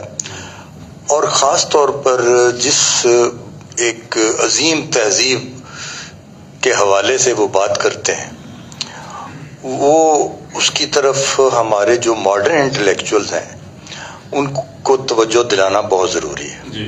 یہ ہم محسوس کرتے ہیں کہ ہمارا جو انٹلیکچوئل ایلیٹ ہے وہ ہماری فکری تہذیبی روایت کا جو مرکزی بہاؤ ہے اس سے ذرا اس طریقے سے پیوستہ نہیں ہے جیسا کہ ہونا چاہیے. اور قوم سے گلہ نہیں ہے، ہماری قوم ماشاءاللہ بہت خبردار ہے، بڑی چوکنی ہے. یہ مولوی کی بھی بات سنتی ہے، نہ انٹلیکچوئلز کی بھی بات سنتی ہے، نہ ان کی مانتی ہے نہ مولوی کی مانتی ہے، اور اقبال کی اور قائد اعظم کی مانتی ہے. اور بہت ہی بالواسطہ طریقے سے ان کے اندر یہ چیزیں اتری ہوئی ہیں. میں جو معلومات ہیں مرثیہ کے بارے میں اور جو ارتقاء کے حوالے سے باتیں کی ہیں تقی صاحب نے، اس پر تو کوئی اضافہ نہیں کر سکتا، اتنے بڑے اسکالر ہیں وہ. لیکن میں مرثیہ کا جو کردار ہے ہماری فکری تہذیبی روایت کے اندر، اس پر ضرور کچھ بات کرنا چاہتا ہوں. ہم نے پاکستان کا مقدمہ جو تھا وہ اس بنیاد پر لڑا تھا کہ ہندوستان کے مسلمانوں کی ایک منفرد تہذیب ہے، جسے آپ ہند اسلامی تہذیبی تشخص کہہ سکتے. قائد اعظم نے بتایا کہ ہمارے ہیرو الگ ہیں، ہماری زبان الگ ہے، ہمارے عقائد الگ ہیں، ہماری روایتیں الگ ہیں. تو میں سمجھتا ہوں کہ یہ جو بر صغیر میں ہمارے الگ تشخص کے خد و خال ابھرے ہیں، ان کے پیچھے مرثیہ کا بڑا اہم کردار ہے. کیونکہ مرثیہ کے اندر پورا جو ہماری تہذیبی اسلامی تہذیبی منظر نامہ ہے، جس میں خانگی رشتوں کا صورتحال ہے، جس میں کسی مشکل وقت میں ایک دوسرے کے ساتھ وفاداری کا جو پہلو ہے، جس میں خیر اور شر کا جو ایک آفاقی تصادم ہے، اس کے اندر خیر کی طرف کس طریقے سے ڈٹ کے کھڑے ہونا ہے، وہ پہلو ہے. تو اتنے پہلو ہیں اس کے کہ جو ہماری تہذیب کرتا ہے، اور کیسے کرتا ہے اس کی ذرا اسٹریٹجی دیکھیے آپ. شاید ہی کوئی ایسا پتھر دل آدمی ہو جو میر انیس کے، میر دبیر کے، اس طرح کے بڑے مرثیوں کو پڑھتے وقت اپنے آپ کو قابو میں رکھ سکتا. تو گویا وہ انسان کا دل پگھلا دیتے ہیں، اور اس کے بعد اس کے اندر آپ کی فکری تہذیبی رو جو ہے آپ کے لہو میں دوڑا دیتے. تو ظاہر ایسی صورتحال میں جب کہتے ہیں کہ لوہا گرم ہو جاتا ہے، تو پھر جو چیز آپ کے اندر اترتی ہے وہ آپ سے نکل نہیں سکتی. تو یہ بہت بڑا رول. پھر میں یہ سمجھتا ہوں کہ مرثیہ کے حوالے سے ایک بات یہ بھی ہمارے سامنے آئی جو اسلام کے اندر پہلے سے موجود تھی، مگر اس کو بہت بڑا استعارہ مل گیا کربلا کے حوالے سے. وہ یہ کہ جب ظالم اور مظلوم کا مسئلہ آئے، جب جبر اور اختیار کا مسئلہ آئے، تو اس وقت چاہے آپ کا ہم عقیدہ بندہ بھی ہو، اس کے سامنے بھی آپ نے بے نیام تلوار ہو جانا. یہ بات ہے جو اسلام کی آفاقیت پہلے سے اس کے اندر یہ چیزیں موجود. تو اس کو ایک بہت بڑے. اب یہ جو بات ابھی ہوئی تھی رزمیہ کی، ہمیں یہ دیکھنا چاہیے کہ وہ کون سی بات ہے کہ اتنے سالوں سے مرثیہ لکھا جا رہا ہے مگر اس میں نئے امکانات جو ہیں وہ ختم ہی نہیں ہوتے. اس کا مطلب ہے کہ جس پرفیکشن پر جا کر یہ سارا رزمیہ بنا ہے وہ تو اصل میں کائنات کا بنیادی رزمیہ ہے. تو اس لیے بھلے آپ کوئی نیا کردار تخلیق نہ کر سکیں لیکن اس میں اتنی گنجائش موجود ہے کہ آپ نے عرب کی سرزمین میں ہونے والا واقعہ جو تھا اس کو ہندوستان کی سرزمین کے فکر و احساس کا حصہ بنا دیا. کیسے بنا دیا؟ اسی لیے بنا دیا کہ میر انیس ہندوستان کے تھے. تو میر انیس نے پھر اس میں یہ جو تھا ہندوستان کے کلچر کی جو خوبو تھی اس کو اجاگر کیا اور آپ کو محسوس کروایا. وہ جو فاصلہ تھا جسے آپ تہذیبی فاصلہ کہہ سکتے ہیں یا ثقافتی یا کلچرل فاصلہ کہتے ہیں وہ انہوں نے پاٹ دیا. تو یہ پاٹا نہیں جا سکتا جب تک آپ یہاں کی سائیکی جو ہے اس کو ساتھ شامل نہ کریں. تو یہ میر انیس نے اپنے کرداروں میں کیا اور ان کرداروں کا ایک یعنی ہندوستانی اسلامی روپ جو ہے وہ بنایا. اچھا ایک اور بات جو میں عرض کرنا چاہتا ہوں وہ یہ ہے جو انہوں نے کہہ بھی دی ہے منظر نقوی صاحب نے کہ مرثیہ مخصوص کر دیا گیا ہو گیا مسدس کے ساتھ. اب مسدس کی بنیادی فارم میں تو کوئی تبدیلی نہیں آئی کہ 6 مصرے ہوں گے, ایک ٹیپ کا مصرع ہو 6 ہوگا, اس کے اندر تبدیلیاں کی گئیں. اب اس پر بھی بات ہونی چاہیے کہ یہ فارم جو ہے کیوں اس کے لیے اتنی موزوں ثابت ہوئی کہ آپ کسی اور فارم میں اٹیمپٹ کرتے ہیں تو وہ تاثیر اور وہ ڈیپتھ پیدا نہیں ہوتی. تو بھلے اس میں آپ بحریں مختلف استعمال کر سکتے ہیں مگر یہ جو ہے کہ پہلے بات کو ڈیولپ کرتے ہیں اور آخر میں 2 مصروں پر جا کر ایک پنچ لائن بناتے ہیں اور کہتے ہیں, تو اس پر بھی اس کی فارم کی جو ہے اہمیت. اب دیکھیں میں صرف موٹی موٹی وہ قدریں میں آپ کو عرض کرنا چاہتا ہوں جو مرثیے کے حوالے سے ہمارے اندر کاشت ہوتی ہیں. ہمارا جو تہذیبی تربیت کرتا ہے خیر و شر کی میں نے عرض کی اور ظالم کے سامنے حق گوئی اور بے باکی سے کھڑے ہونے کی بات کی اور ایمان و یقین کے لیے قربانی کی بات ہے, رشتوں کے احترام کا درس ہے, اخلاق و کردار کی باتیں ہیں.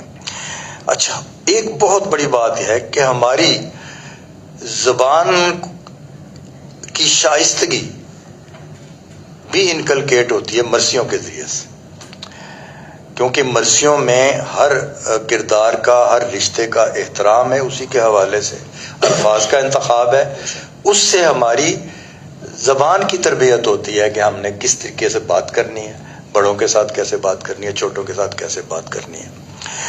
تو شائستگی اظہار میں بھی مرثیے کا بہت بڑا کردار ہے. پھر جرأت و بہادری ہے, دوسروں کے دکھ درد کو محسوس کرنے کی بات ہے. اور اب ایک بات اور, وہ بات یہ کہ مرثیہ ایک جہادی تحریک بھی پیدا کرتا ہے, تحریک جہاد آپ کے اندر پیدا کرتا ہے جس کی انسانیت کو ضرورت ہوتی ہے. یہ جہاد جو ہے یہ کوئی صرف اسلام ہے کیا؟ اسلام کھڑا ہے, اللہ تعالیٰ نے ہر انسان کے اندر جو خیر اور شر کی تمیز ان بلڈ رکھی ہوئی ہے اس کا محمدی چینلائزیشن جو ہے اس کو اسلام کہتے ہیں. یعنی ایک ہی بات ہے پوری دنیا میں, بے شک بے شک, لیکن اس کو رسول اللہ صلی اللہ علیہ وسلم اور قرآن کے ذریعے سے جس کمپریہنسو انداز سے ایک نظام فکر بنایا گیا ہے, ایک نظام حیات بنایا گیا ہے اور ایک وجودی احساس جس کے ذریعے سے آپ کے اندر انکلکیٹ ہوتا ہے, پوری دنیا کے اچھے انٹلیکچوئل اس بات پر متفق ہیں کہ اس سے بڑی روایت کوئی نہیں ہے الوہی. پھر ہمارا تو ایمان یہ ہے نا کہ ساری الوہی روایات کی یہ جامع ہے, آخر پر آئی ہے اور سب کی تائید کرتی ہے اور مکمل کر رہی ہے. تو یہ ہے بات اس کی افاقیت کی, اس کے اندر افاقیت موجود ہے. ہم بعض کا یہ سمجھتے ہیں کہ شاید حضرت امام حسین نے کوئی الگ سے کوئی کردار ایسا ادا کیا ہے جس کی وجہ سے وہ افاقی ہے. ابھی رسول اللہ صلی اللہ علیہ وسلم کے بارے میں کتنے غیر مسلمانوں نے کیا کچھ لکھا ہوا, تو کوئی انکار کر سکتا ہے؟ the 100 who have influenced history میں ان کا سب سے پہلے نام ہے. تو اسلام تو ہے ہی آفاقیت کا نام. ٹھیک ہے جی. تو وہ کچھ ہمارے اپنوں کی تنگ نظریاں اور زیادہ تر غیر مسلم دنیا کے لوگوں کی، دانشوروں کی تعصب اور تنگ نظریاں کہ انہوں نے اس کو محدود کیا کہ شاید یہ آفاقی نہیں ہے. تو اسی لیے آپ آج دیکھ رہے ہیں کہ 2 مہابیانیاں تھے نا، ایک مارکسزم کا مہابیانیہ ہے اور ایک اسلام کا مہابیانیہ ہے. ایک مہابیانیہ سے جو میٹیریلسٹک تھا ویسٹرن ورلڈ نمٹ چکی ہے. اب جو ساری تھیریز آ رہی ہیں وہ اسلام کے خلاف آ رہی ہیں، چاہے وہ تہذیبوں کے تصادم کی بات کہیں، چاہے اسلاموفوبیا کی بات کریں، چاہے وہ یعنی اس طرح کی جتنی بھی وہ باتیں، ایون فنڈامنٹلزم کی بھی باتیں کریں، تو وہ ساری کی ساری اب یہ ہے. تو کیوں ہے؟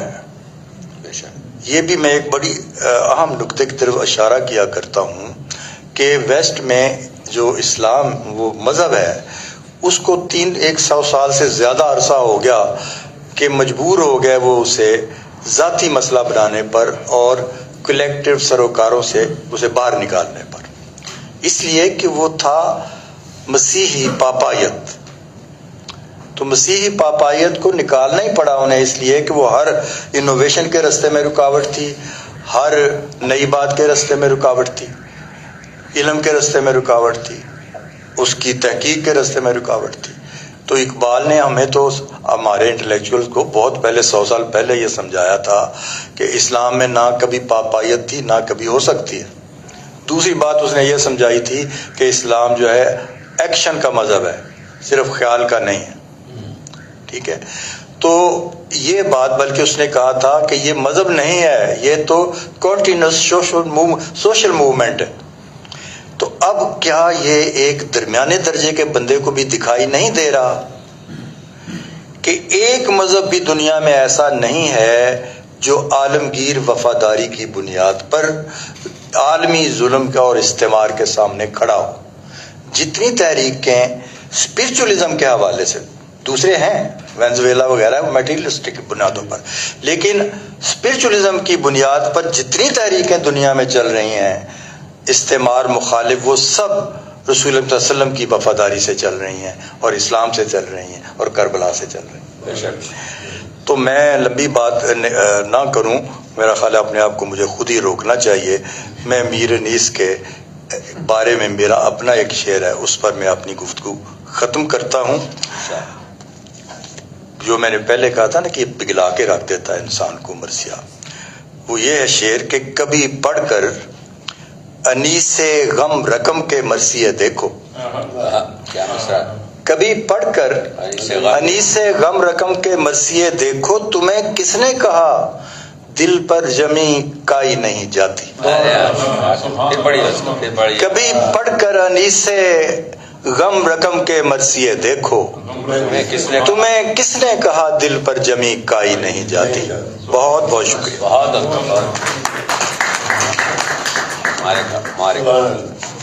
کر دیا.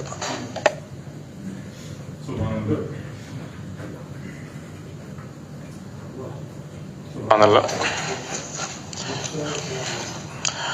تقریب کے اختتام پر ہم تمام معزز مہمانان گرامی اور شرکائے کرام کا شکریہ ادا کرتے ہیں.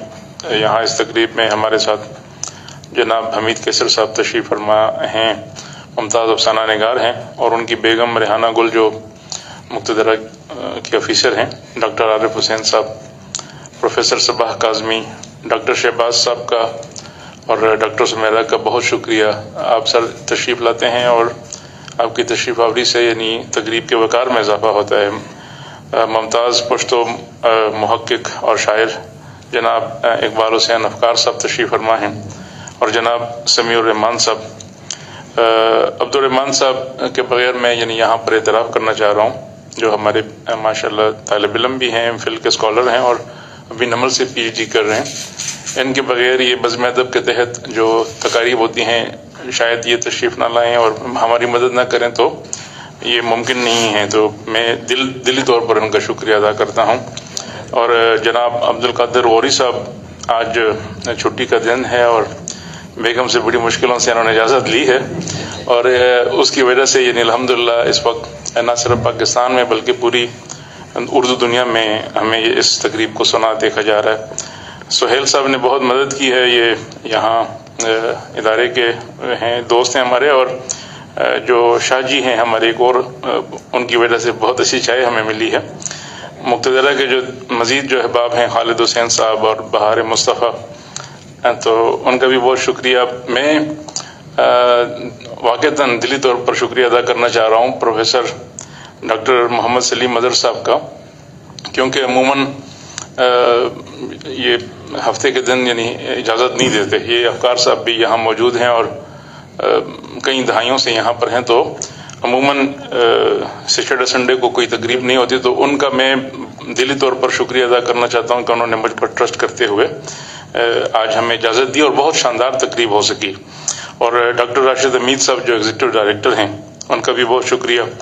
ہم خاص طور پر قابل صد احترام پروفیسر جلیل علی صاحب، پروفیسر ڈاکٹر مقصود جعفری صاحب، جناب منظر نقوی صاحب، اور جس کی وجہ سے یہ بہت ہی شاندار فکر انگیز تقریب ممکن ہو سکی، کینیڈا سے ہمارے مہمان خاص جناب ڈاکٹر تقی عابدی صاحب کے بہت انہوں نے احسان ہیں۔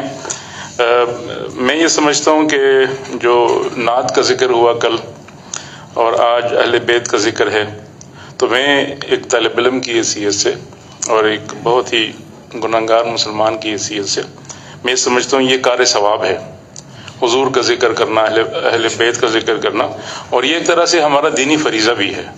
تو میری دعا ہے کہ اللہ تعالیٰ ہماری اس کاوش کو قبول، شرف قبولیت عطا۔ اب ہم ایک بار پھر یعنی چائے پئیں گے، اور جو ناظرین ہیں وہ بھی چائے پی سکتے ہیں۔ اللہ حافظ۔